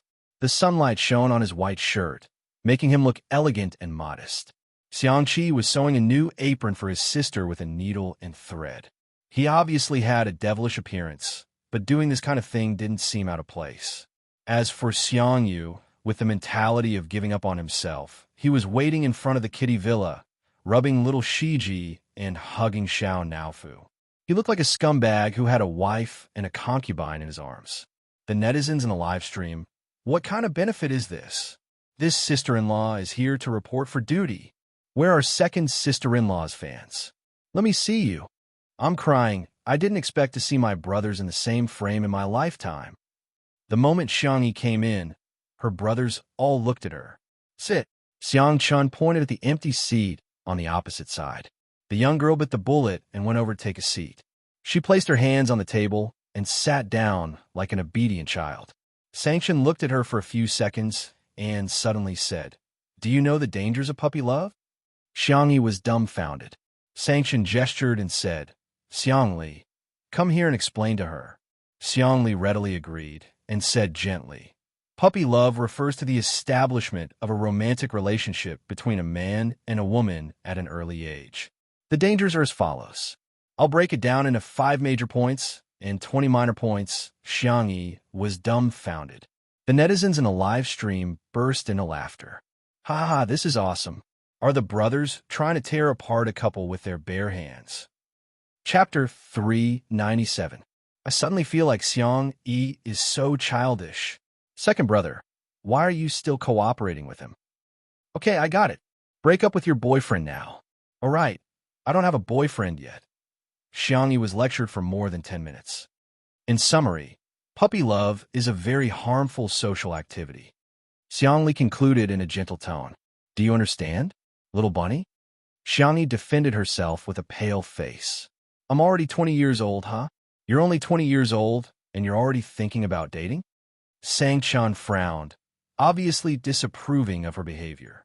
Xiang Li said gently, You're not careful with your words. You haven't even celebrated your 20th birthday yet. Xiang Qi chimed in, Yes. Besides, you're still a baby at 20 years old.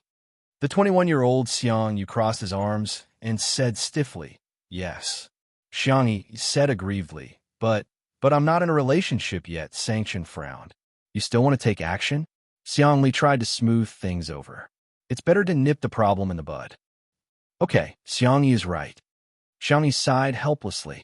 What else could she do but listen to her brother? The netizens who were watching the live stream couldn't stop laughing.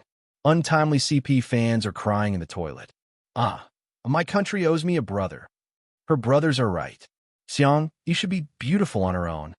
While the atmosphere was harmonious, Li Jinyu suddenly received a message and hurriedly cued Xiangyi. Sister Yi, the guest is here. Today's guest was also an actor who had worked with Shi Sui before. His name was Fu Jiayan. He had played the role of the Crown Prince in that historical drama, which had captivated the hearts of countless young girls. Previously, in Heartbeat, he and Meow Meow tried to hype up a couple, but they failed miserably and their reputation dropped. His management team helped him get the resources of two under one roof in order to clear his name. I'll go pick up the guest then, Xiangyi said to her brothers and got up to go to the door. Xiangyi walked to the black gate. Other than Fu Jiayan's nanny van, there was also a red sports car behind. Fu Jiayan was handsome and took the initiative to greet Xiangyi. Hello, Sister Yi. I'm Fu Jiayan. You can call me Brother Jiayan. The netizens in a live stream were all complaining. This is too greasy, no way. Brother Jiayan sounds so... I really can't accept the fact that His Highness the Crown Prince has turned into a greasy youth sob asterisk. Before Xiangyi could say anything, a disdainful sneer came from the supercar. How unsophisticated. The camera panned back and saw a girl with exquisite makeup and a socialite dress getting out of the sports car. She threw the car keys at Fu Jiayan arrogantly. Fu Jiayan took it instinctively. Hey, stop the car for me. Fu Jiayan, huh? Come on. Did he look like a parking valet? Xiangyi blinked, obviously happy. Jiu, what are you doing here? Li Jinyu and the others were dumbfounded. This girl isn't a guest. Jiang Jiu raised her chin and said arrogantly, Don't think that I'm here for you. I'm just here to see Grandpa Xiang and Madame Xiang. Xiangyi said with a composed expression, Oh, I see. Jiang Jiu seemed to be very dissatisfied with her answer. She humphed and walked in her high heels. Li Jinyu asked in bewilderment, Sister Yi, this is? Xiangyi asked carefully, My friend, right? Jiang Jiu, who was in front, paused in her tracks. Chapter 398. Atrocious. What's with that tone of hers? She's so reluctant to call me a friend. Little did she know that Xiangyi felt that the person who had occupied her body had made new friends and neglected Jiang Jiu in the past year. Perhaps Jiang Jiu no longer treated her as a friend. Jiang Jiu gritted her teeth and walked even faster. The comments about Jiang Jiu in the live stream weren't very friendly. This girl is too arrogant. Xiang Yi briefly introduced Jiang Jiu on the spot. She's an excellent violinist and the chief of the Orpheus Orchestra. We've known each other since kindergarten. Li Jinyu gasped and asked, Is it the Orpheus Orchestra that I know? In the live stream. Orpheus Orchestra? What the hell? I'm speechless. It's one of the top orchestras abroad, and they have to be under 30 years old. I'm a music major, just passing by. This girl is super impressive. She's a musical genius. She has an absolute sense of music. All of a sudden, the comment section was filled with discussions about Jiang Jojo. Fu Jian helped Jiang Jojo park the car bitterly, but he was immediately tricked by the production team. Li Jinyu smiled and handed him a few mission cards. Jian, draw one. Fu Jian casually drew a card and opened it, only to be dumbfounded. Bathe the little black pig. Fu Jian's eyelids twitched. Don't tell me all the mission cards are for this? Li Jinyu asked. Am I that kind of person? Fu Jian looked hesitant. He then heard Li Jinyu exclaim indignantly, I am. Fu Jian was speechless. I'll bear with it for the sake of clearing my name. He had a rather boisterous personality, but when he played the role of the Crown Prince back then, he left a deep impression on everyone. Countless fans became fans of him because of his role, so they naturally hoped that he could be like the Crown Prince in person. The production team had been asking him to create a persona for himself, but after a long time, he couldn't keep up with the act and hence became a greasy young man whose persona had collapsed. Fu Jian mentally prepared himself in a few seconds and asked expectantly, Will Sister E help me catch the pig then? He was a loyal fan of Two Under One Roof, and usually he would watch the live stream crazily. He had watched the scenes of Xiangyi catching the pig over 100 times. You have hands and feet. Why should she catch a pig for you? Jiang Jojo was dumbfounded as soon as she entered the living room. The Demon King and the others were all there. She stammered and greeted them before hurriedly coming out in shock. When she heard that Fu Jian had asked Xiangyi to help him catch the pig, she got angry. How could such a cute girl like Yi go catch a pig? Fu Jian said resentfully, I don't know how to. Jiang Jojo said aggressively. If you don't know, you can go and learn. A girl's hands are not meant for catching pigs. Coincidentally, Xiangyi went to the tool room to take out gloves, straw hats, sunscreen sleeves, and other items.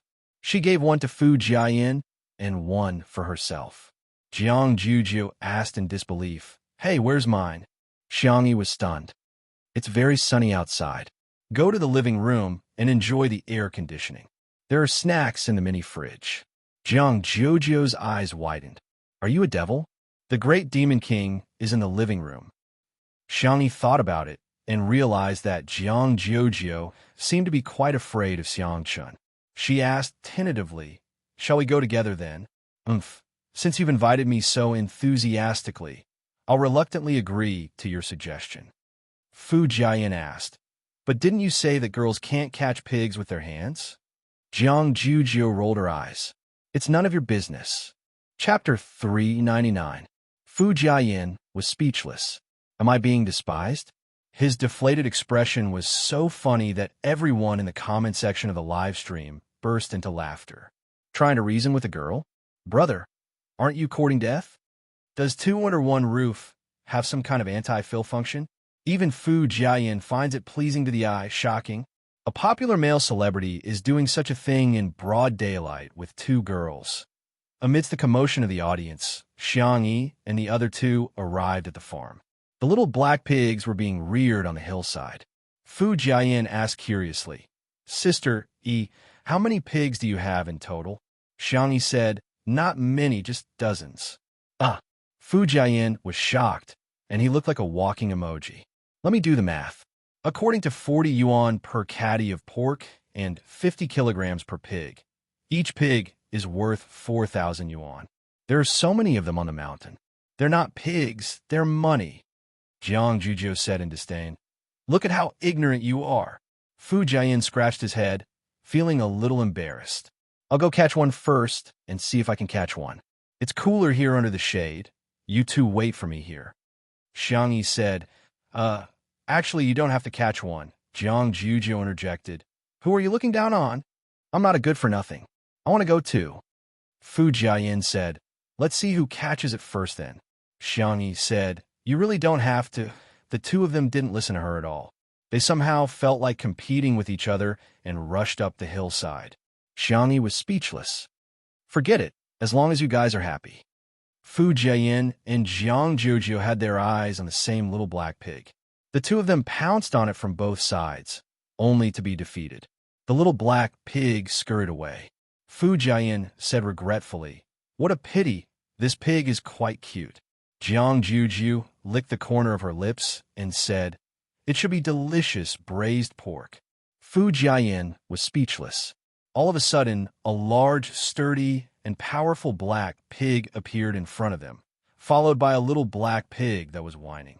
Jiang Juju turned pale and exclaimed, It can actually call Daddy over." Fu Jiayin pulled a long face. "Is it too late for us to call it Daddy now?" The answer was that it was too late. The big black boar dug into the ground and charged at the two of them aggressively. Ah! As a result, the live stream was filled with the screams of two people being chased by pigs. Pig catching girl, Coco Love, F***CK. What kind of stupid variety show is this? I'm dying of laughter in front of the screen. Fu Jiayin must be a comedian deep down. It's such a pity that he didn't go into crosstalk. Fu Jiayin and Jiang Jiujiu fled frantically together with the cameraman. For some reason, they alarmed the black pigs nearby. All of a sudden, the scene was extremely chaotic and there were piglets running wild all over the hillside. Seeing that the situation was becoming more and more dangerous, the audience gradually felt that something was wrong. There won't be an accident, right? Is there something wrong with the production team? Arranging such a dangerous mission. Aren't the artists' lives more important? If she falls, there might be a stampede. What if she hurts the girl's hand? She's a violinist. This is really the most confusing act of the year. Can't the vase fairy do it herself? Why did she let the crown prince and the girl take the risk? This is too much. I suspect that she's doing it on purpose. She's jealous of Jiang Jiujiu. She's the chief of Orpheus. It's easy for people to be jealous of their friends. If she goes to Orpheus, do you think anyone will want her? Chapter 400. Some people were purely worried about the safety of the guests, while others were stirring up trouble, wishing they could trample on Xiangyi a few more times. There were only so many decent resources in the entertainment industry, and now that Xiangyi had become famous, she was bound to touch the cake of others. Some people didn't want her to become famous. There were also people guarding against her exploding to the front line. As the situation became more and more dangerous, Li Jinyu also panicked and shouted through the loudspeaker, "Everyone, don't panic.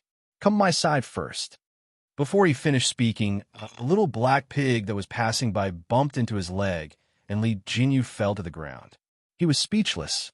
The cameraman, Old Zhang, did not forget to give him a close-up. However, no one could laugh now. The urgency of the audience seemed to be overflowing through the screen. "Oh my God, His Highness can't take this hit.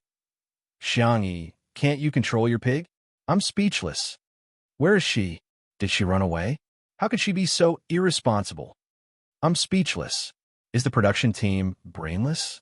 Why did they set up such a dangerous task?" Someone said weakly, "The last time Sistery caught pigs, wasn't this dangerous? This should just be an accident."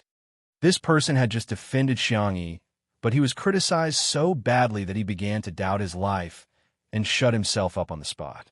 Seeing that the chaotic situation couldn't be resolved, a clear whistle sounded. All of a sudden, the restless little black pigs quietened down. The whistle was melodious, and immediately afterwards, the little black pigs all headed in one direction. Everyone at the scene was speechless. The netizens were speechless. Oh wow, is this a miracle? Everyone looked at the source of the whistle in unison, only to see a slender girl carrying a bag of corn and a bag of vegetables, standing by a small pond not far away and whistling. She scattered the corn and vegetables on the ground, and the little black pigs obediently ate. After they were full, some jumped into the shallow water by the small pond and snorted. The scene changed from a violent and dangerous pig chase to a warm and harmonious rural life. The netizens were speechless. Didn't she just say that she didn't have to catch the pigs? Damn, Sister E was really strong, carrying 2 such big sacks in one go. Anyway, I can't carry it. Those who scolded and ran away, come out and get beaten up. Xiang, you want to get some food? Who knew that they would be chased by pigs? Instantly, the group of people who had scolded the most fiercely just now were too embarrassed to say anything.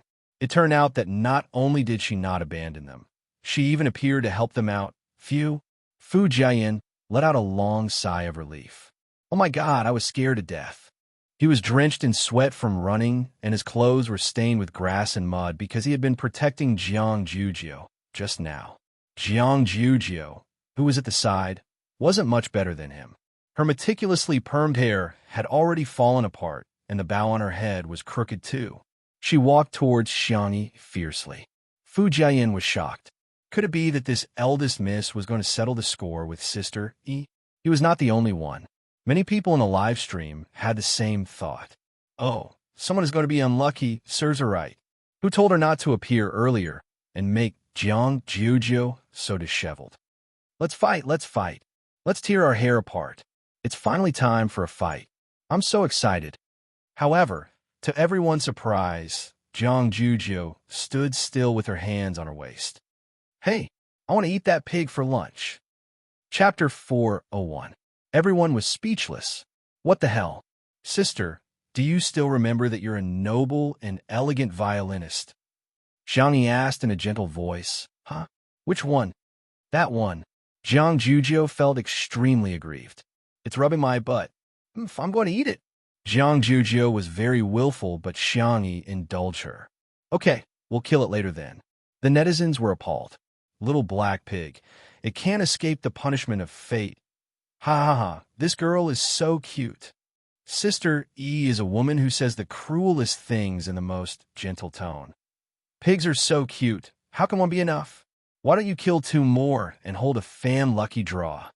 The disheveled Fu Jian seemed to have had an epiphany as he muttered. So this is the correct way to complete the bathing task. Heaven and man are one. The Tao is natural. People and the environment get along harmoniously. Ba, little piggy, I wish you a speedy ascension to heaven. No wonder Xiangyi said that there's no need to catch them. It turns out that if I feed the pigs by the small pond, they'll jump in and bathe themselves. The netizens teased. Fu Jiayin, Master, I'm enlightened. Is the crown prince trying to expiate souls? Fu Jiayin is a comedian. Major variety show dads. Please look at our brother. This segment was too entertaining. Li Jinyu sighed with emotion.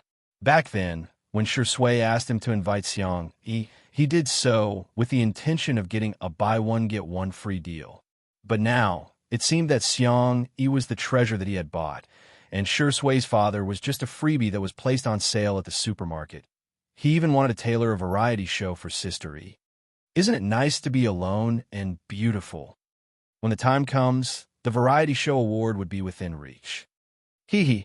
Hey he, Ruan Qing's voice pulled Li Jinyu back to reality. How much longer are you planning to sit on the ground? Li Jinyu snapped back to his senses and finally realized that he was still sitting on the ground. Ruan Qing reached her hand out to him in amusement. Li Jinyu was stunned and said weakly, Sister Ruan, can you not hit my face? I didn't know that this mission would have such a dangerous possibility. Previously, when Sister Yi was catching pigs, it was all very peaceful. Ruan Qing was speechless. I was trying to pull you up. So it wasn't him?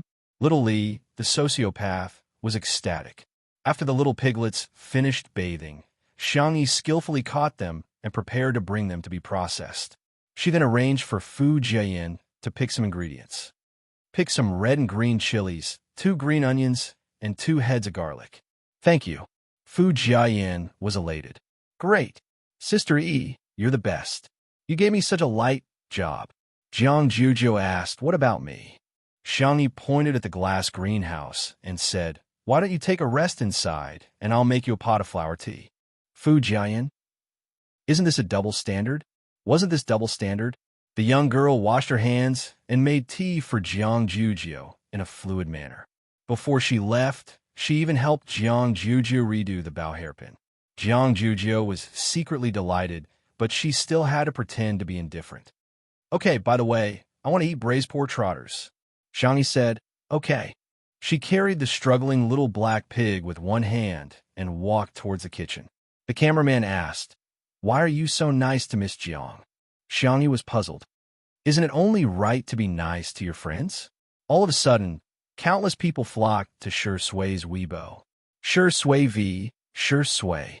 If you don't come back, your wife is going to run away with someone else. Chapter 402. At the same time, at a certain movie premiere, although Shui played a supporting role in the movie, his character design and scenes were very outstanding. After the premiere, the character that left the deepest impression on everyone was the one he played. Even during the interview, he was the one who was asked the most questions. Shui calmly brought the topic back to the main character. However, in the end, he still couldn't avoid the reporter's questions. Shui, some people say that you're lowering yourself by playing a supporting role for a newcomer, even though you've already won the Best Actor award. What do you think? Shui pushed his gold-rimmed glasses up his nose and said gently, I used to be a newcomer too.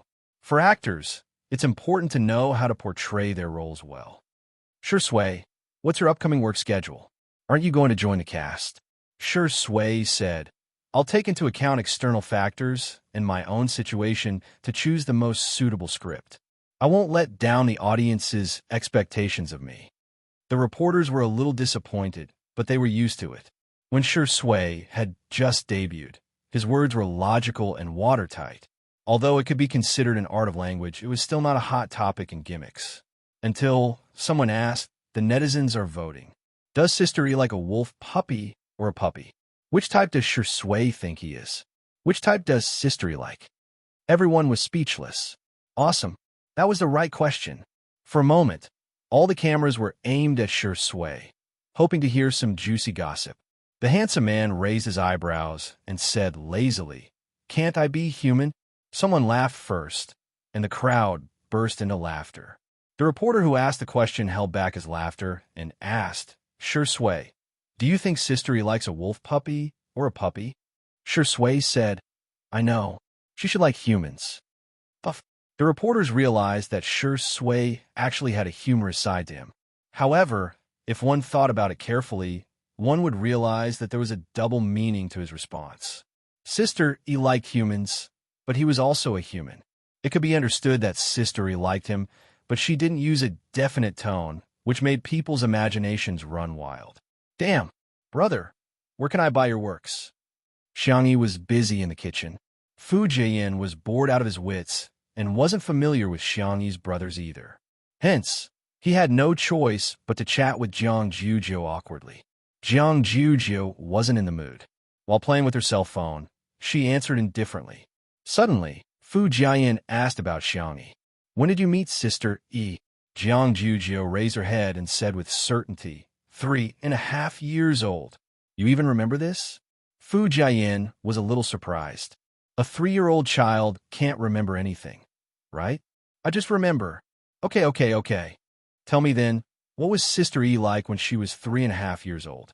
Jiang Jujiu got lost in her memories and paused for a moment before saying she was pretty much the same as she is now. She was a crybaby, timid, weak, helpless, and pitiful. Fu Jian was speechless. Wait, are you sure you're talking about Sister E? She's just an annoying kid. Jiang Jujiu commented. Thinking about what happened in kindergarten, Jiang Jujiu got angry. Xiangyi is very nice, but she's nice to every child. Anyone can share her after-meal fruits. She already has a harem at such a young age. She's so annoying. Chapter 403. However, in the ears of the netizens watching the live stream, her words sounded a little different. Haven't you guys realized that Xiangyi doesn't have any friends at all? Who said she doesn't? Qin Wanyan is her best friend, yet she exposed her so easily. From this point, you can see her character. Although Shui doesn't have many friends, they're all close friends. On the other hand, the vase fairy only knows how to seduce men. How could she have a true female friend? As the camera panned to the kitchen, Xiangyi's pork trotters were stewing, and the live comments were instantly flooded with new comments. Is this Xiaohei? It looks so fragrant. Wow, Xiaohei has such a good figure. She's neither fat nor thin. I'm drooling. Xiaohei? You guys are still lusting after my body at a time like this? Be a human. Sister E is weak, helpless, and pitiful. She's a devil who can catch a pig with one hand and sharpen her knife to kill a pig. Okay. The comments section was very lively, but Xiangyi's expression was very calm as she quietly cooked. Every time she cooked, She would put her heart and soul into it.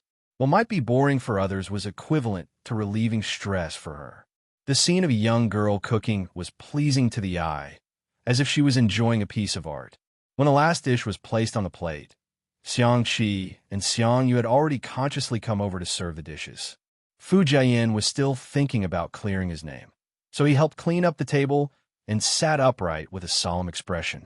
I can't eat too much. I'm going to steal the role of an otherworldly immortal. I just have to taste each dish. Besides, I don't believe that the previous live stream wasn't an act. Sister Yi's cooking did look delicious, but how delicious could it be? Fu Jiayin picked up a piece of twice-cooked pork with his chopsticks, still thinking about how he had eaten at a top-notch restaurant that cost a few thousand yuan per person. What the F***CK? It was fatty but not greasy, salty, and slightly spicy. The slightly sweet taste suddenly bloomed on the tip of his tongue, capturing his taste buds in an instant. The pork was freshly slaughtered, and the chili was freshly picked. Paired with bean paste, green onions, and garlic sprouts, it created a rich and unique taste. What kind of delicacy was this? An exceptional delicacy.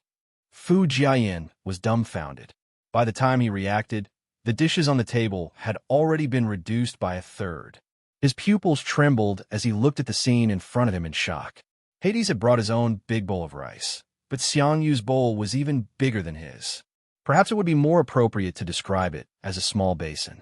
Even the elegant and modest Dr. Xiang and the cold and indifferent lawyer Xiang had small mountains of rice on their plates. Country bumpkins, Jiang Jiujiu said in disdain. What's wrong with that? In the past, they would even bring pots and pans to their meals. Fu Jiayin suddenly realized that the competition in the Xiang clan was actually so cruel. As he ate, he asked, "Why aren't you eating?" Jiang Jiujiu picked up a piece of stir-fried vegetable elegantly and rinsed it with water before eating it. She raised her head arrogantly. The orchestra is about to perform. I'm the lead violinist. Rounding it off, it would be the C position, all right? I'm trying to lose weight, so I definitely won't eat such greasy meat dishes. Not even a single bite. Fu Jiayin agreed. You're right. Missy, I wish you success. In the next second, he picked up all the remaining pieces of vegetables in front of Jiang Jiujiu. Jiang Jiujiu was speechless. At this moment, a strong and spicy aroma wafted into her nose. Chapter 404. She couldn't control her physiological instincts and looked towards the source of the aroma. Xiang Yi came out of the kitchen with a plate of braised food. At the top was a soft and tender pork trotter, surrounded by a circle of duck wings and chicken feet, as well as a few pieces of dried tofu and shiitake mushrooms. The food was all soaked in the beautiful reddish-brown gravy and sprinkled with some white sesame seeds. The aroma of the food wafted in all directions, causing the cravings in the depths of one's heart to come out. Fu Jiayin, Jiang Jiujiu. The brothers of the Xiang family were obviously immune to their sister's delicacies, as they all looked rather calm. However, the impact on Fu Jiayin and Jiang Jiujiu was too great. It smells so good. How can it be so fragrant? Gulp.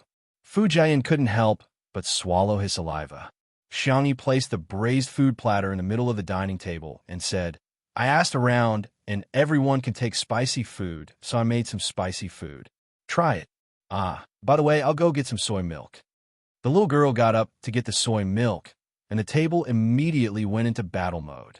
The brothers of the Xiang family exchanged glances, and sparks flew everywhere. Fu Jiayin was so cowardly that he didn't dare to move his chopsticks at all. Jiang Jiujiu thought of her bold words just now and decided not to move her chopsticks for the sake of her pride. Soon, the brothers of the Xiang family decided who was better. Sangshin was the first to move his chopsticks and picked up a few pieces of pork trotters that were just right for his mouth. Xiangli was the second to move his chopsticks, and he picked up all the vegetarian dishes. Xiangqi and Xiangyu were carnivores, so one of them picked up a duck wing, while the other picked up chicken feet. When it was Fu Jiayin's turn, he picked up a small piece of pork trotter that had fallen on the plate and stuffed it into his mouth. It was fragrant at first, but it soon turned numb and spicy on the tip of his tongue. The meat was soft and tender, and even the bones seemed to have been stewed. The sauce rubbed against his mouth and brought out a sweet aftertaste. After swallowing the small piece of meat, it really melted in his mouth and left a rich aftertaste. It was different from Fu Jian's initial imagination. Once he tasted it, he really got carried away. Only tasting each dish and not eating more? No way. Fu Jian fully demonstrated to the audience what an adult man's appetite was. He wished he could bury his face in his bowl and enjoy the food. The netizens were speechless. This is like a pig entering a granary. Your Highness, what kind of delicacies haven't you eaten before? Do you really have to enjoy them so much? It's over. The calm and collected crown prince in my heart is gone. All that's left is this heartless eating machine in front of me. As for Jiang Jujio, she had fallen into a painful struggle. Eat. Not eating. Ah! Xiangyi's clear voice sounded in her ears. Jujio, go ahead and eat. The girl took the initiative to give her a piece of pork trotter. Didn't you say you wanted to eat this? Jiang Jujio pulled a long face and said arrogantly, Is that so? I don't even remember. If I ask you to do it, you will do it. If others ask you to do it, you will do it. Humph. Xiangyi said, yes. She seemed to have realized something. Sorry, I'll change my chopsticks. She didn't notice that she was using her own chopsticks. Although she hadn't started eating yet, Jiang Jujio might have minded it, so she didn't eat. She brought a clean plate for Jiang Jujio and used the serving chopsticks to pick up some pork trotters, duck wings, mushrooms, and so on. She had gathered all the dishes on the platter. Seeing how careful Xiangyi was and how she treated her like a stranger, Jiang Jujio was furious. Do I have to eat just because you asked me to? Why should I listen to you? Chapter 4:05. Xiangyi looked at Jiang Jujio in bewilderment with her clear eyes. She was the one who said she wanted to eat. Why is she angry now? Women are really unpredictable. In the live stream, there were inevitably some haters who came out to criticize Jiang Jujio because of her attitude. Welcome, Chief Jiang is slapping the vase fairy in the face online. She can't be bothered to care about you, and yet, she's giving you the cold shoulder. What a joke. I feel embarrassed for Xiangyi, even through the screen. You should check if you're worthy of being friends with Jiang Jujio or not. The actress is obviously jealous. Jiang Jujio has already said that she wants to lose weight, but she's deliberately making Jiang Jujio eat greasy and high-calorie food. What is she up to? She's so evil. The brothers of the Xiang family glanced at Jiang Jujio. She couldn't hide her thoughts from them, but they couldn't be bothered to get involved in the matters between girls. Hence, they continued to eat separately. Xiangyi thought about it and said in a warm voice, Don't eat then? Do you have any other dishes you want to eat? I'll make them for you, or I can order some takeout for you like a light salad. Perhaps Jiang Jujio just didn't want to eat the food she cooked. Xiangyi felt that she shouldn't force her. Jiang Jujio glared at her. Is that how you persuade people to eat? Xiangyi was slightly embarrassed. I'm really not very good at this. For example, Jiang Jujio's grandmother was very good at persuading people to eat. Whenever there were juniors in the family, she would enthusiastically make them eat. She would only persuade them to stop eating if they couldn't eat. Humph. Jiang Jujio picked up her chopsticks and said arrogantly, Since you've already cooked, I'll try it. I'm telling you, if it's not delicious, I'll spit it out. Xiangyi nodded obediently. Atrocious. How can I be so cute? The tips of Jiang Jujio's ears turned red. She avoided Xiangyi's gaze and lowered her head to scrutinize it. She then chose the tender and glossy pork trotter and took a bite. The world seemed to have suddenly frozen as the hustle and bustle turned into silence, while the colors turned into black and white. Jiang Jujio felt as if there were fireworks exploding in her head. Then a white light appeared in front of his eyes, and all of his senses became dull. Only his sense of taste was magnified countless times. He could acutely sense that the thick gravy was wrapped in the bouncy meat that was rich in collagen. It was extremely invasive and occupied his taste buds unstoppably. His saliva was secreted rapidly, and he swallowed it down his throat. How is it? Xiangyi asked. Jiang Jujio didn't answer, or rather, she answered with her actions. The little girl moved her chopsticks as if they were flying, crazily stuffing food into her mouth. The bones of the chicken feet came off with a light suck, and the meat of the duck wings came off in a few bites. The vegetables were even more so. One mouthful after another. She couldn't stop at all. Phew. Her lips were red from the spiciness, and there was a tingling and burning sensation spreading. However, the pain only intensified the stimulation. Just like when one ate a spicy stick, the spiciness made one's brain buzz, but thousands of words could be condensed into one word. Awesome. Xiangyi handed her a bottle of soy milk at the right time. Jiang Jojo sucked 2 mouthfuls with a straw and found that it wasn't enough. Hence, she hugged the bottle tightly and continued to eat the braised food. Her belly was bulging at a speed visible to the naked. Click, the buttons on the waist of her red checkered skirt suddenly burst open. Although she wasn't exposed, it happened to be recorded by the camera. The netizens were dumbfounded. Did she eat so much that her skirt burst open? Before the crowd had time to complain, they saw Xiangyi blocking the camera. Her milky white face was extremely serious. Don't shoot. Chapter 406. The staff were all stunned. Ever since the live stream began, they had never seen Sister E so fierce. Even when she threw the scumbag away yesterday, she still looked nonchalant. There were suddenly more comments in the live stream. A new cult has appeared. How can it be stagnant? EGO, I can do it. Pretty girls should have sex with pretty girls. I'm on Jiu Yi's side. Sundara Big Sister X is gentle, rich, and beautiful. She's like a fairy. Madam, please give me more food. Wow, Sister E is so gentle. Actually, Jiang Juju didn't expose herself. She even covered it immediately.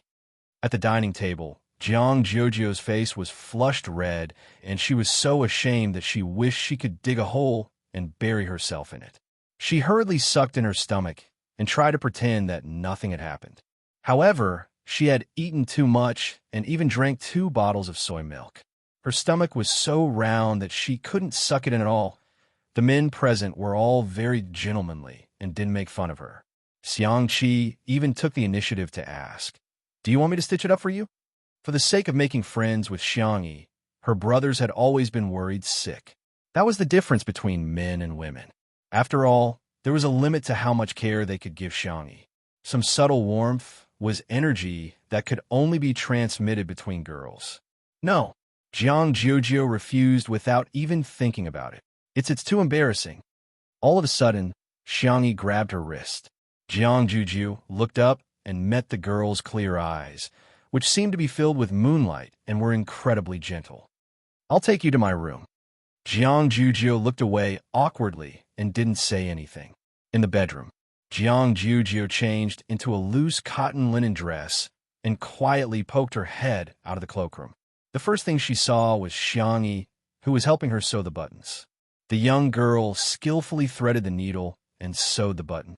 Her white wrist lightly circled it twice and successfully tied the knot.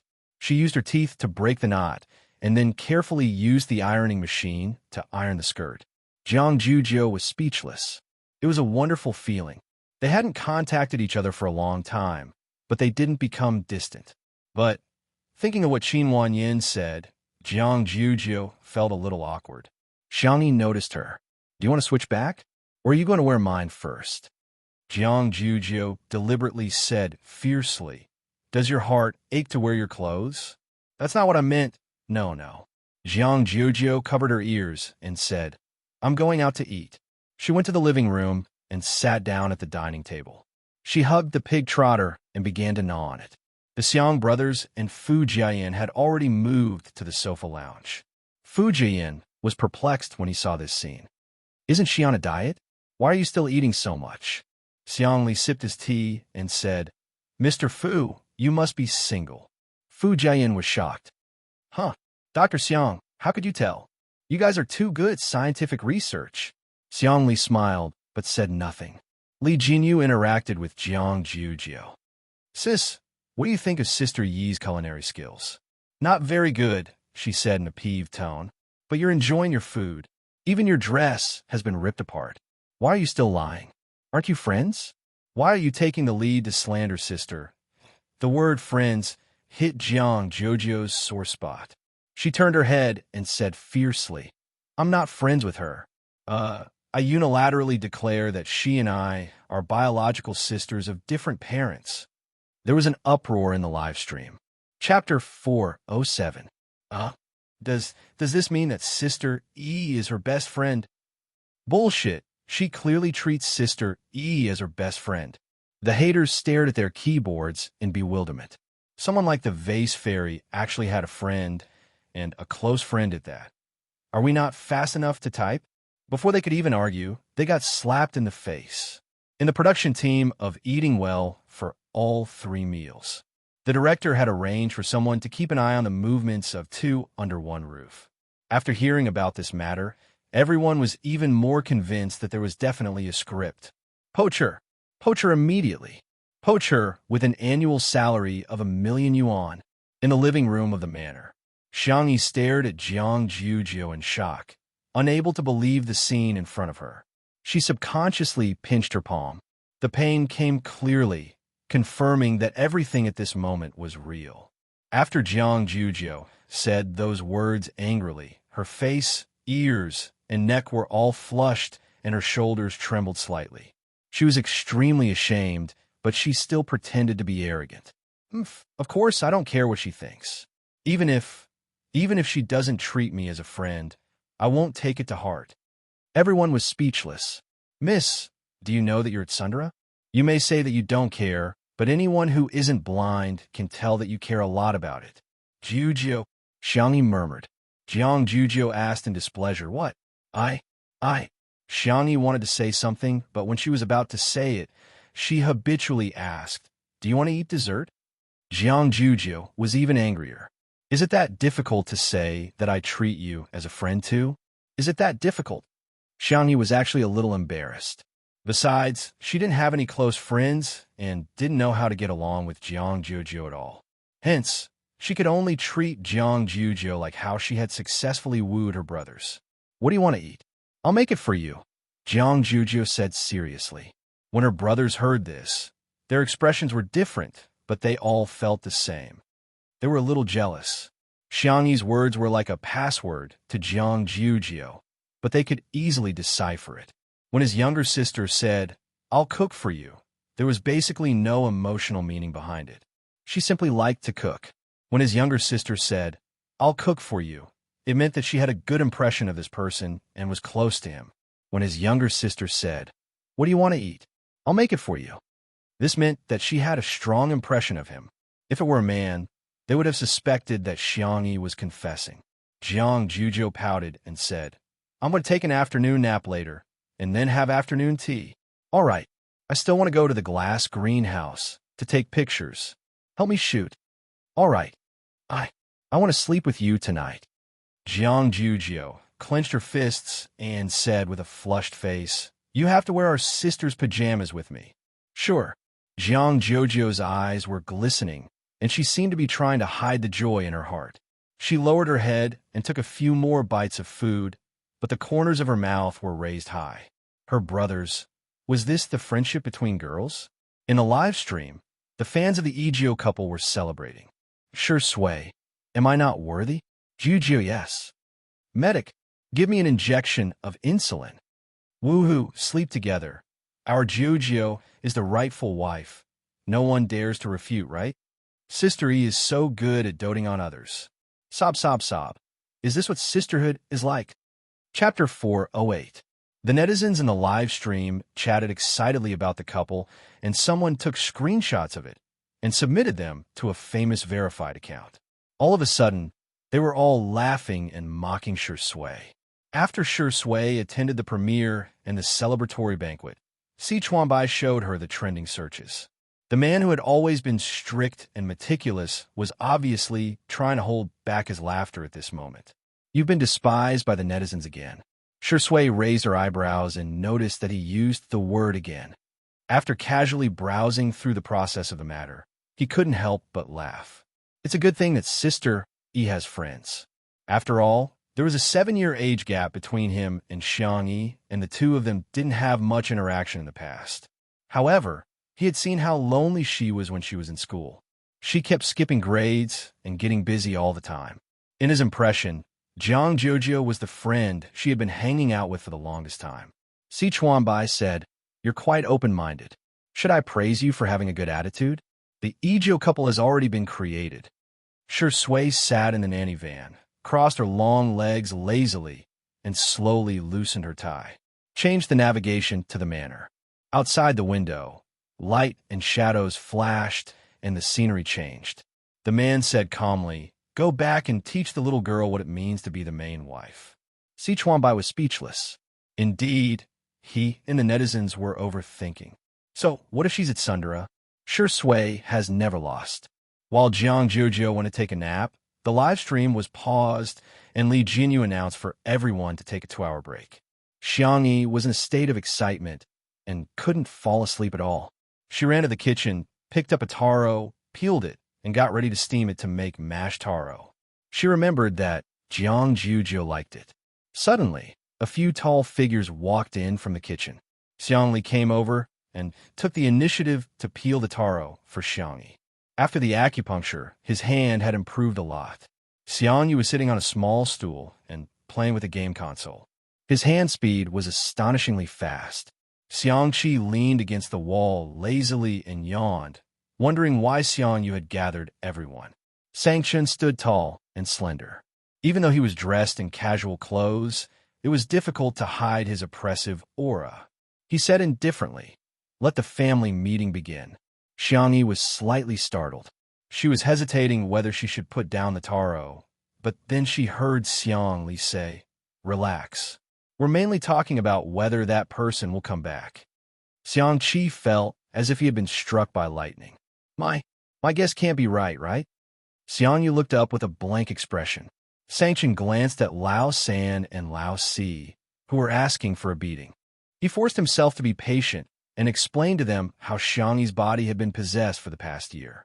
Although Xiang Qi was surprised, he accepted it very well. Xiang Yu was a little confused. Xiang Yi steamed the clean taro and the purple potatoes that were used for coloring. Her tone was somewhat helpless as she said, "I asked Xiao Naofu, but it has no way of contacting the main system, so I'm not sure." Xiang Yu. Wasn't Xiao Naofu just an ordinary kitten? Probably because his expression was too shocked, Xiang Qi patted him on the shoulder. "Hey, it's okay. Little uncle must be stupider than you." He would never guess that in the past year, little sister wasn't little sister. Xiang Yu. Comparing him to little uncle? Thank you, but he wasn't comforted. Xiang Li, who had the highest IQ, frowned. "If there's no way to take a shortcut, then we can only use the stupidest method." Everyone looked at him in unison.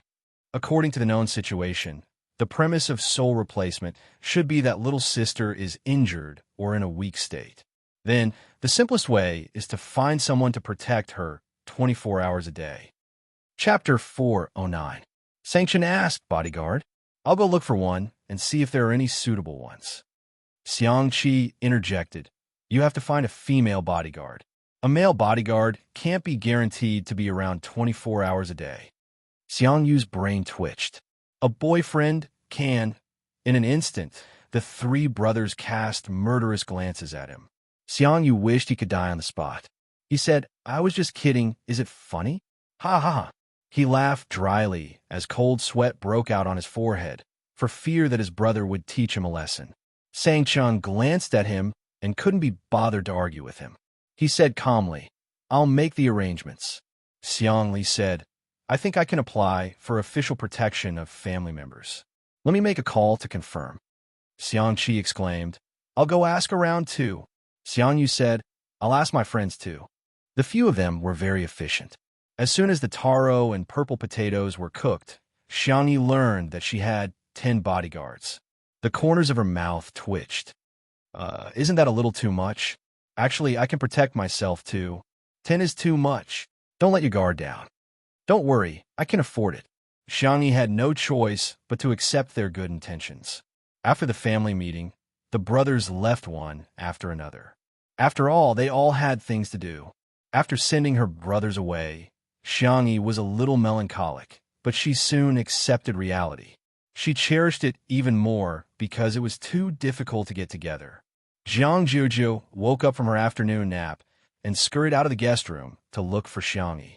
After wandering around, she saw Xiangyi in the kitchen. The young girl was quietly preparing the ingredients for milk tea, which were her favorites, such as mashed taro and taro balls. The light in the oven was on, and the aroma of cookies wafted out. It was a warm and quiet scene. Ding! It was time for the oven to open. Xiangyi took out the cookies and tasted them. Seemingly thinking that they tasted good, the young girl tilted her head and gave herself a thumbs up. Jiang Juju. Oh, my sisters are so cute. Sensing Jiang Juju's gaze, Xiangyi looked over and said with a smile, "You're awake. Do you want to go for afternoon tea?" Jiang Juju folded her arms arrogantly and said, "Since you've already invited me, I'll consider it." A second later, she nodded. "All right, I've thought about it." Xiangyi, "Really? Then I'll bring the food to the glass greenhouse." Jiang Juju sounded awkward, but her body was very honest, as she took the initiative to share half of the burden with her. It just so happened that the staff had almost rested. Li Jinyu shouted and prepared to shoot the afternoon tea of the two girls. A few minutes later, the netizens received a push notification for the live broadcast. When they clicked on it, what appeared in front of them was a scene that looked like an idol drama. The wind was gentle, the clouds were light, and the distant mountains were beautiful. The sunlight was refracted through the glass, and the flowers and grass grew luxuriantly. On the round table covered with a lace tablecloth, there were delicate biscuits and milk tea. There were a few freesia in a slender porcelain bottle. The two girls were sitting opposite each other, leaning against the recliners and swaying slowly. The white and soft kitten was nestled in Xiangyi's arms, while the silly little Shiji was squatting by Jiang Juju's feet. Jiang Juju took a bite of the biscuits and milk tea, squinting her eyes in bliss. "I'm taking screenshots like crazy. This is so beautiful. The director is so good. This is my ideal life." Huh? I think I saw Sher Sui coming back. He's at the entrance at the bottom left corner of the screen. Let him go. Let him run away from home. Chapter 410. Huh? Are you serious about telling Shurindi to run away from home? My mom is asking me why I'm laughing like a pig. The camera panned to a distant view. The man was dressed in a tailor black suit that accentuated his height and long legs. His tie was loosely tied, and a few locks of his hair were hanging down. He looked relaxed and casual. It was as if he was returning home. He locked his gaze on Xiang Yi, who was in the glass greenhouse, and strode over with his long legs. The comments in the live stream were instantly flooded. Ah, Shurindi in a suit can do it. His legs are at least 2 meters long. They're even better than models. He's so immersive. I feel like he's going to unbuckle his belt in the next second. Si Chuanbai was watching the live stream in the nanny van. When he saw the comments, a smile appeared on his face. Looking at the comments, it was indeed the status of the main wife. His phone vibrated, and he picked it up. Annan's anxious voice came through the receiver.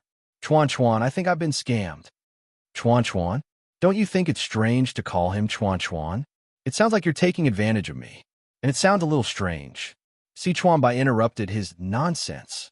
This little colorful guy always said shocking things. He pressed his eyebrows. "Get to the point." Someone claimed to be the director of the variety show National Mass Workout and said that he wants Sister E to be a flying guest for the next episode. "I don't think it's real, but I'm afraid it's true." Si Chuanbai raised his eyebrows. Even he was a little stunned. National Mass Workout, with a national variety show that could be said to be the most popular variety show at the moment. It had recorded a total of 2 seasons, and the 3rd season was in preparation. Every season, the guests invited could be said to be the top or A-listers, or they were the senior big shots with a high status. Si Chuanbai took a deep breath and said, "Send me the contact information." 2 minutes later, Si Chuanbai confirmed that it was really the director of National Mass Workout. Annan was extremely excited on the other end of the phone. "Ah, our girl is so capable."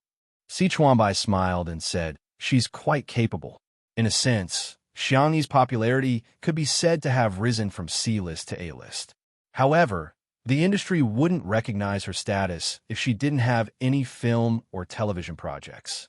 But if the resources could keep up, if he became part of Miss Xiangyi's family, he would be able to become an S-lister for free. A glass greenhouse. Shi Sui greeted Jiang Jujiu politely. As soon as the suave, gentle, and handsome man appeared, Jiang Jujiu felt that her friend had changed. For example, her tone was inexplicably soft. "You're back. Have a seat." For example, his attitude was inexplicably warm. "Here, biscuits, cakes, and fruits." Another example was his gaze, which was inexplicably fixed. "You look good in this." Shi Sui had intended to go back and change her clothes after greeting him. But at this moment, she blinked and threw the thought of changing to the back of her mind. She sat down steadily and said, "Thank you. You're also very beautiful."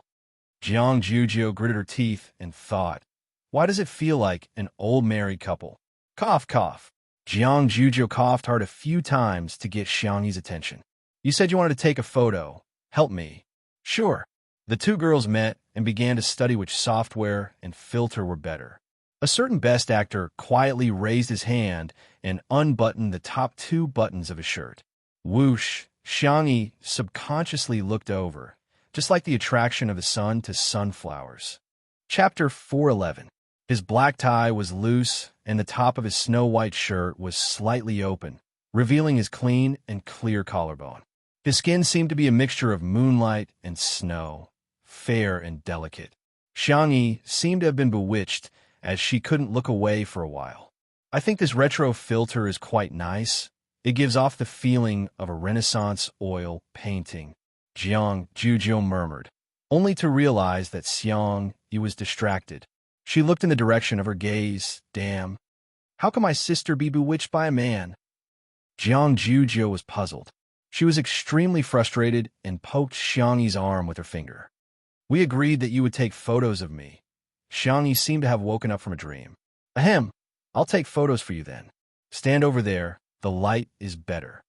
Jiang Jujiu happily went to take photos and even raised her eyebrows at Shi Sui provocatively. "Men are bullshit. Sisters are treasures." In a live stream, the netizens were delighted to see this scene. Jealous Sui, disdainful Jujiu. Shi Sui is a man, but his collarbone is even more pronounced than mine. "Oh my God, I love men who are relaxed, lazy, and abstinent." Shi Sui, undo a few more buttons.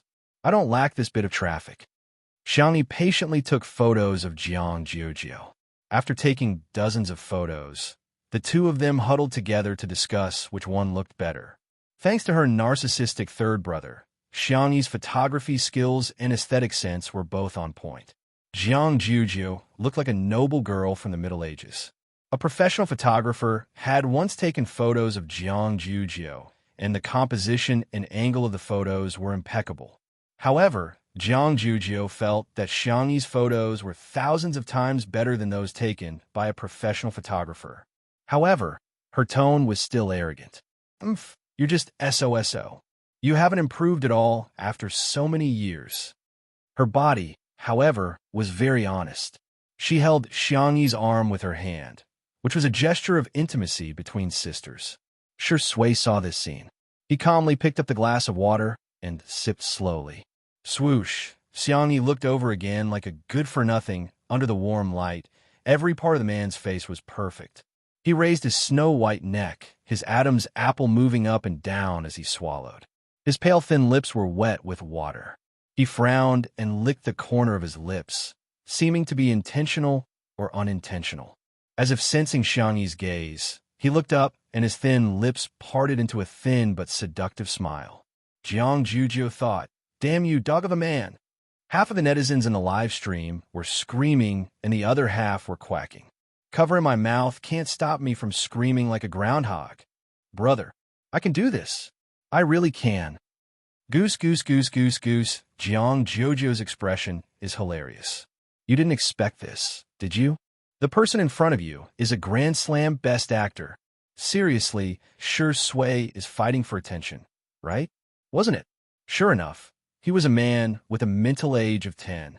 I laughed so hard that my neighbors within a 10-mile radius would have to rely on hearing aids for the rest of their lives. Jiang Jujiu gritted her teeth and thought to herself, "My good sister will never fall for such a dog of a man."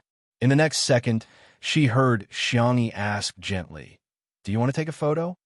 Sure Sway blinked and said with an innocent expression, but I'm not wearing any makeup. Will I look ugly in the photos? I'm so envious of Sister E for making you look so good in the photos. Jiang Jujio was speechless. Isn't she just saying, Sister, you're so good at makeup, unlike me who doesn't even know how to put on foundation? Chapter 412. The staff at the scene had a hard time trying to suppress their laughter, but the netizens watching the live stream didn't have so many scruples. She's so green as soon as she opens her mouth. Oh my god, Sure Sway is so good at variety shows. I can't take it anymore. Look at Xiao Naofu and little Shiji's expressions. I'm rolling around in bed laughing. Only then did the crowd notice that Xiao Naofu had taken a few steps back with a look of disdain, seemingly trying to draw a line between him and Sure Sway. Little Shiji had no idea what was going on and chased after Xiao Naofu while wagging its tail continuously. It was a vivid illustration of what it meant to dislike dogs and cats. However, Xiangyi retorted seriously, No, you look good in all the photos. Sure Sway was slightly stunned, but after a moment, he couldn't help but burst into laughter. It seemed that Xiangyi had an inexplicable trust in him at all times. Just that, he suddenly felt a sense of guilt. He stopped teasing her and said in a low voice, I'll leave it to Sister E then. Xiangyi took out her cell phone and began taking photos of him. Jiang Jujio stomped her feet in anger, causing countless viewers to laugh hysterically. What kind of magical scene is this?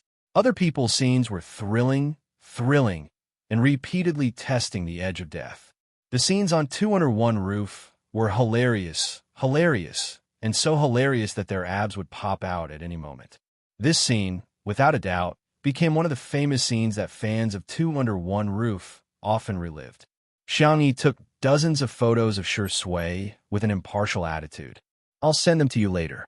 The young girl remembered what Annan said last time. Sure Sway's Weibo account was full of weeds all year round, and she couldn't be bothered to open it for business. Hence, she asked, Do you want to post a 9-grid Weibo post?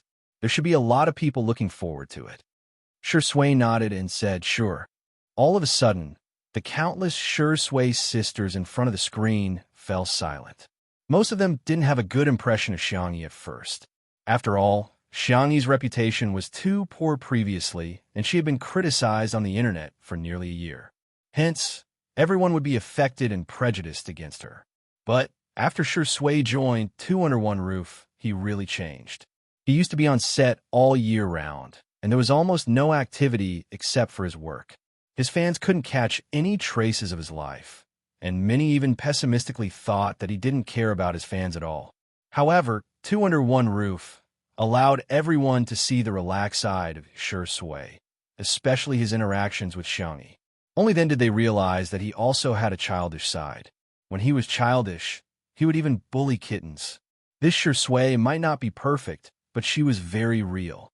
Now, Xiangyi even urged Sure Sway to open for business. That feeling was really subtle. Sometimes, there was no reason to hate someone. Similarly, having a good impression of someone was just as sudden. Sure Sway was typing something on her Weibo account while Jiang Jujio seized the opportunity to grab Xiangyi's wrist. The proud and pampered young miss was now stammering, her small fists clenched tightly. Xiangyi, everyone's curiosity was piqued by her. Jiang Jujio closed her eyes and finally made up her mind to express what she found hard to say. Hey, can you take a selfie with me? Xiangyi's cherry lips opened, and she hesitated for a few seconds. Can I take a few more?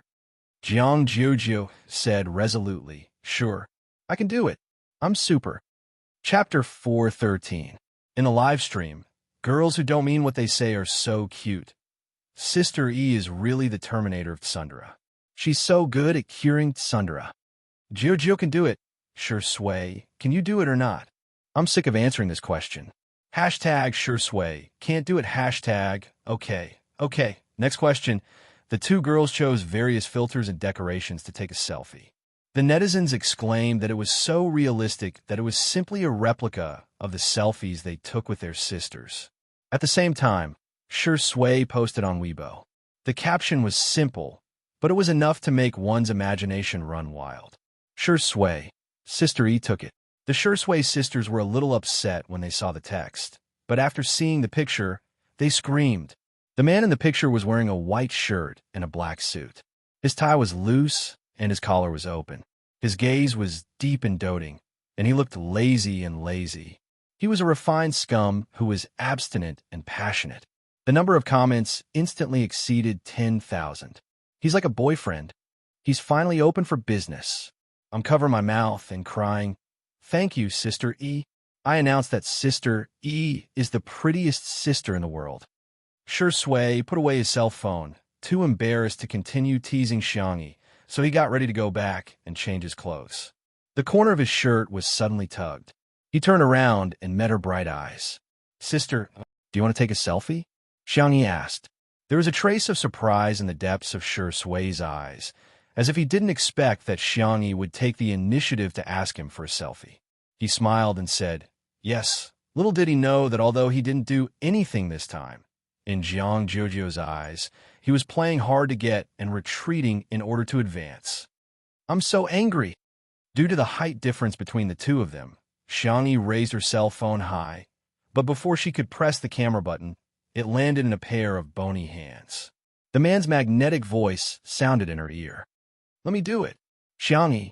"Okay." Seeing this scene, Jiang Jojo began to stomp her feet again. "Jojo, why do you have a problem with the floor?" Fu Jian yawned and appeared beside Jiang Jojo, while his hair was messy and messy. No one woke him up. He had been taking an afternoon nap until now. Fu Jian seriously suspected that he had been forgotten by the production team. Jiang Jojo was infuriated. "I'm so angry." "Ignore me," Fu Jian replied. "Oh." With one hand in his pocket, Fu Jian sauntered over to Xiangyi and Sure Sui. Shamelessly, he leaned over and said, "Senior Sure, are you guys taking a selfie? Count me in. Let's activate a pig head special effect." Sure Sui smiled, and the look in her eyes was very kind. The netizens in the live stream were laughing so hard that they were almost out of breath.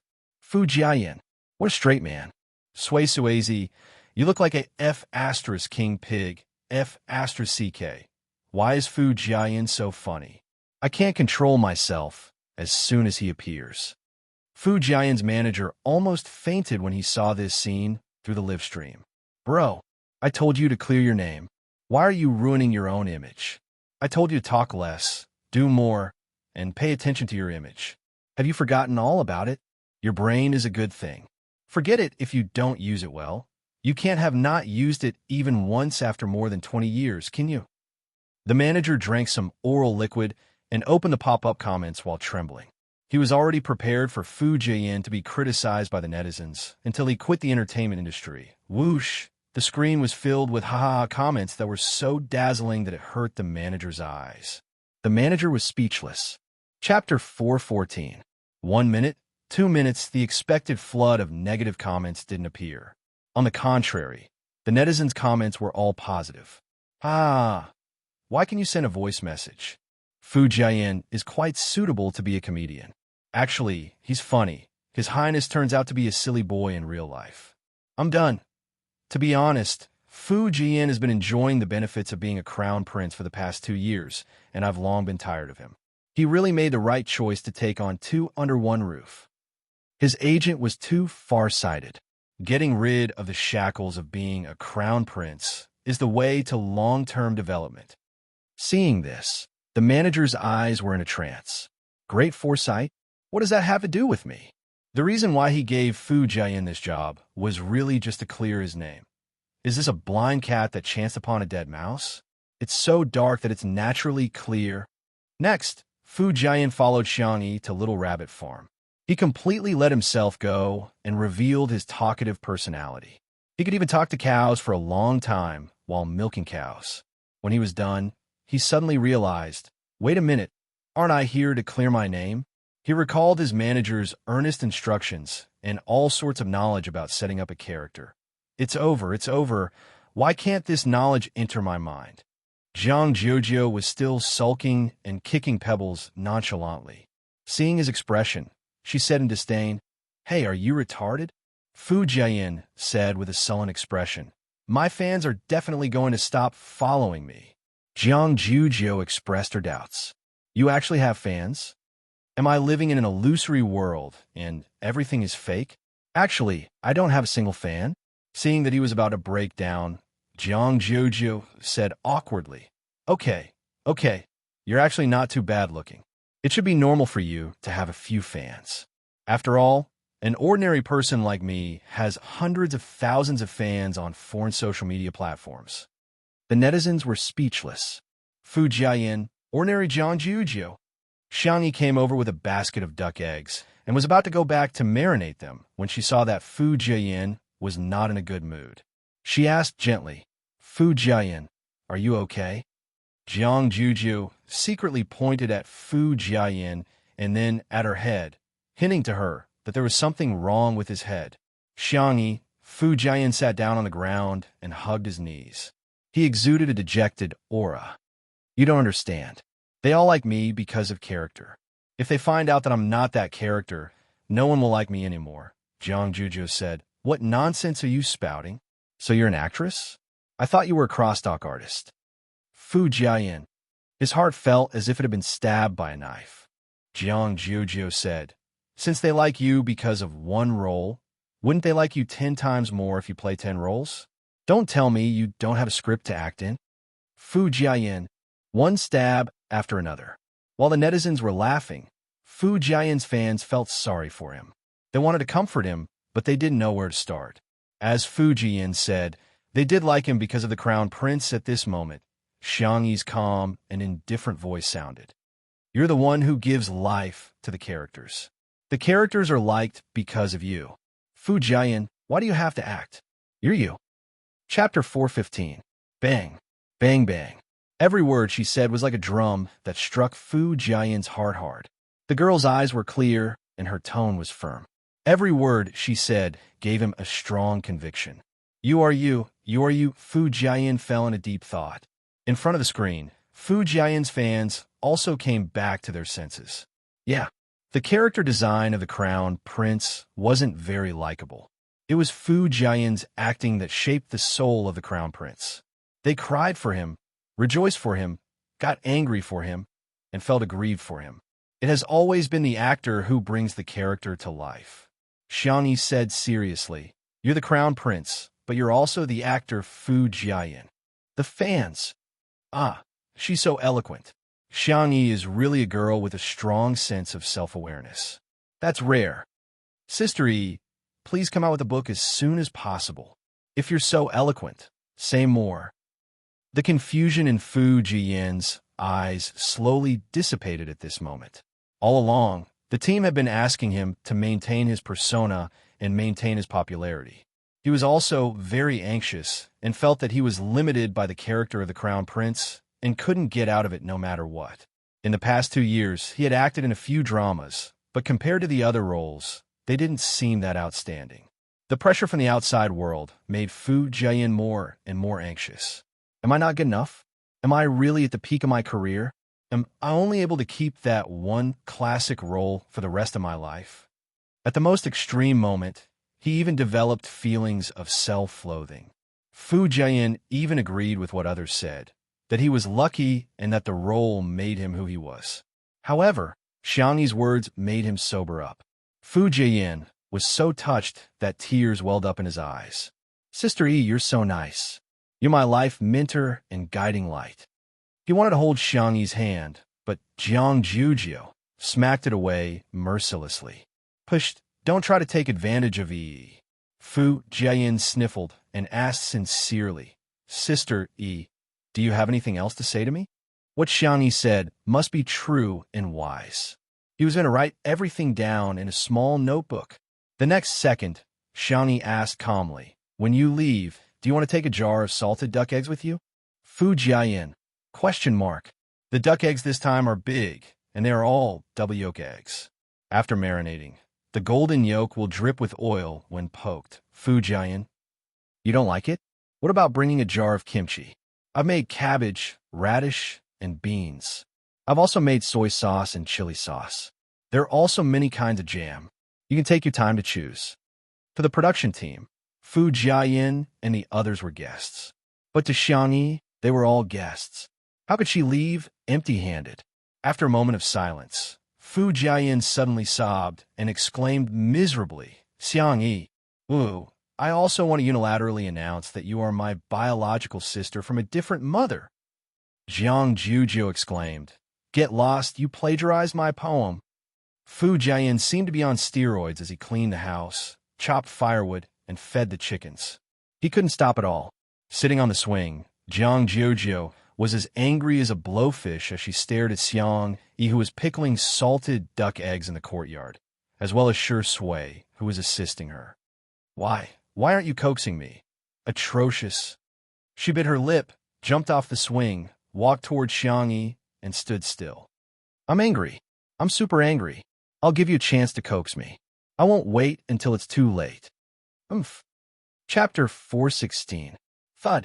The duck egg in Xiang Yi's hand fell into the mud mixed with salt water and yellow soil, causing a few drops of mud to splatter. "Huh? Why are you angry?" Jiang Juzhou clenched her fists tightly. You idiot." It turns out that in this world, what's more difficult than reading and understanding is a girl's heart. The pop-up comments in a live stream were filled with joy.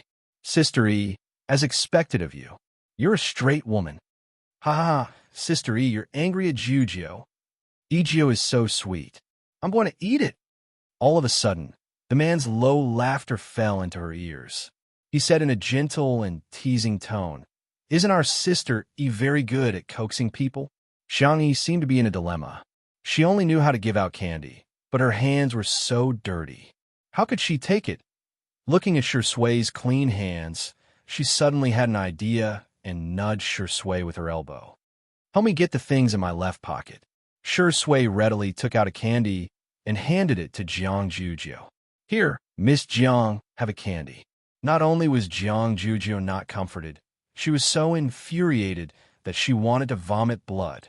Seeing that Jiang Juzhou was about to fly into a rage, Xiang Yi successfully appeased her. "I have a gift for you." Jiang Juzhou thought, "Oh."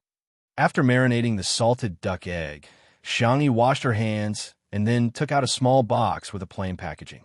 Feeling a little embarrassed, she said, "Sorry, your birthday has already passed. Can this be a gift to make up for it?" Jiang Juzhou raised her chin arrogantly and said, "It depends on my mood." She opened the box, and a beautiful necklace came into view. The chain was slender and exquisite, and the red drop-shaped pendant was gorgeous and dazzling. The pop-up comments in the live stream sneered at the necklace. Doesn't the vase fairy claim to be fair, rich, and beautiful? She's giving a crystal as a gift? It's beautiful, but the crystal is too cheap. Everyone knows that crystals are worthless. Jiang Juzhou treats her like a good sister. But what about her? She's fooling her like a fool. As soon as the haters started criticizing, they heard Jiang Juzhou's surprised voice. "Pigeon's blood ruby? Did you dig it out from your mind?" Xiang Yi nodded. "Yes, this is the one with the best transparency, color, and cutting quality." In an instant, someone came out on the bullet screen to explain frowny-faced Pigeon's blood ruby is an extremely pure ruby with a hint of indistinct blue. Its global production isn't high. Every one of them is worth a fortune. There were also people who began to recognize each other from afar. Gem mine? Sister E, I'm your long-lost sister. I'm really rich, I'm kneeling. Mommy, do you think my kneeling posture is standard? The trolls. This F***king shiny thing wasn't a crystal, but a pigeon's blood ruby. Do you like it? Xiang Yi asked cautiously. Jiang Juzhou looked up at the sky with fireworks in her heart. However, she said arrogantly, "It's all right. It's passable." After waiting for a few seconds, Jiang Juzhou saw that Xiang Yi was still not moving. She puffed up her cheeks and said, "Help me put on. I can't reach it." Xiang Yi smiled and helped her put on the necklace. The pendant hung in the middle of her collarbone, making her skin look exceptionally fair. Jiang Juzhou glanced at Shi Sui smugly, as if to say, "I have a gift, but you don't." To her surprise, in the next instant Shi Sui sighed softly. He had a firm grasp of the pitiful, innocent, and pure tone of a white lotus flower. Other children have gifts. When will I get one? Chapter 417. The fragrance of the tea that wafted over made Jiang Juzhou confused. Does this dog grow green tea at home? Why would sister eat like such a dog? I can't figure it out. I really can't figure it out. Xiangyi blinked and remembered that there was a ruby in the jewelry cabinet. Although it was not as high quality as the one she gave Jiang Juzhou, it was much better than the one she gave Jiang Juzhou. It was the size of a baby's fist, and it was glowing. I'll give it to him secretly at night, lest others misunderstand and affect Shi Sui's reputation. In the blink of an eye, it was dinner time. There was porridge, side dishes, omelets, and salted duck eggs from Little Rabbit Farm. Fu Jiayin said, "That's good, that's good. I'll be able to satisfy my appetite without getting fat." He was a male artist who had to maintain his figure, and the sumptuous lunch he had at noon was too much for him to take. I should be able to bear with it at night, right? Fu Jiayin picked up an omelet and started chewing. The ingredients for the omelet were the eggs laid by Xiangyi's chickens, which Fu Jiayin had collected.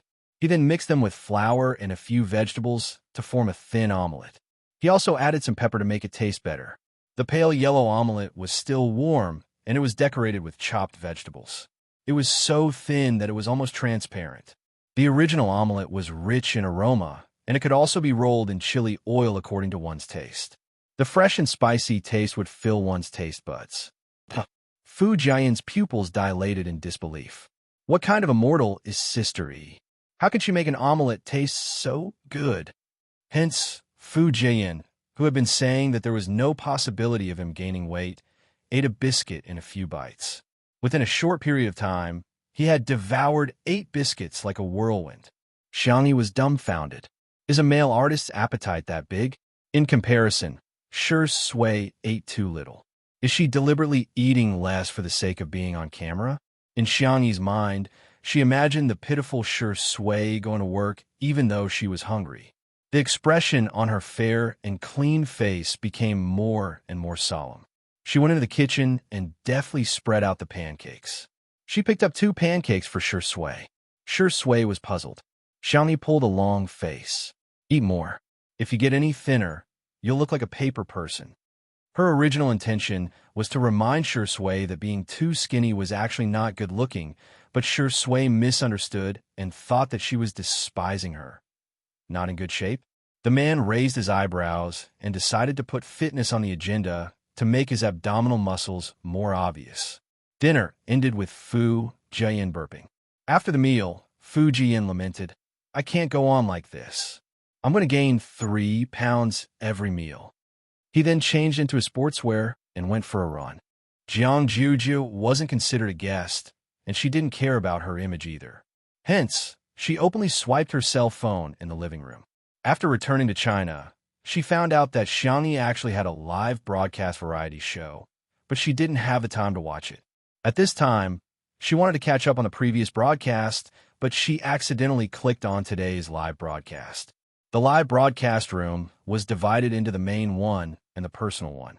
Without any hesitation, Jiang Juzhou chose Xiangyi's personal live broadcast room.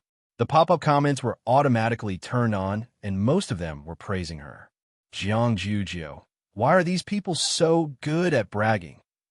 Some viewers discovered that Jiang Juzhou was watching the live broadcast, and the comments were flooding in quickly. "Miss, is the violin difficult to learn? Do you know that you're very ill-mannered? So what if you're rich? I'm curious why you're friends with Xiangyi. What's so good about her? I don't get it.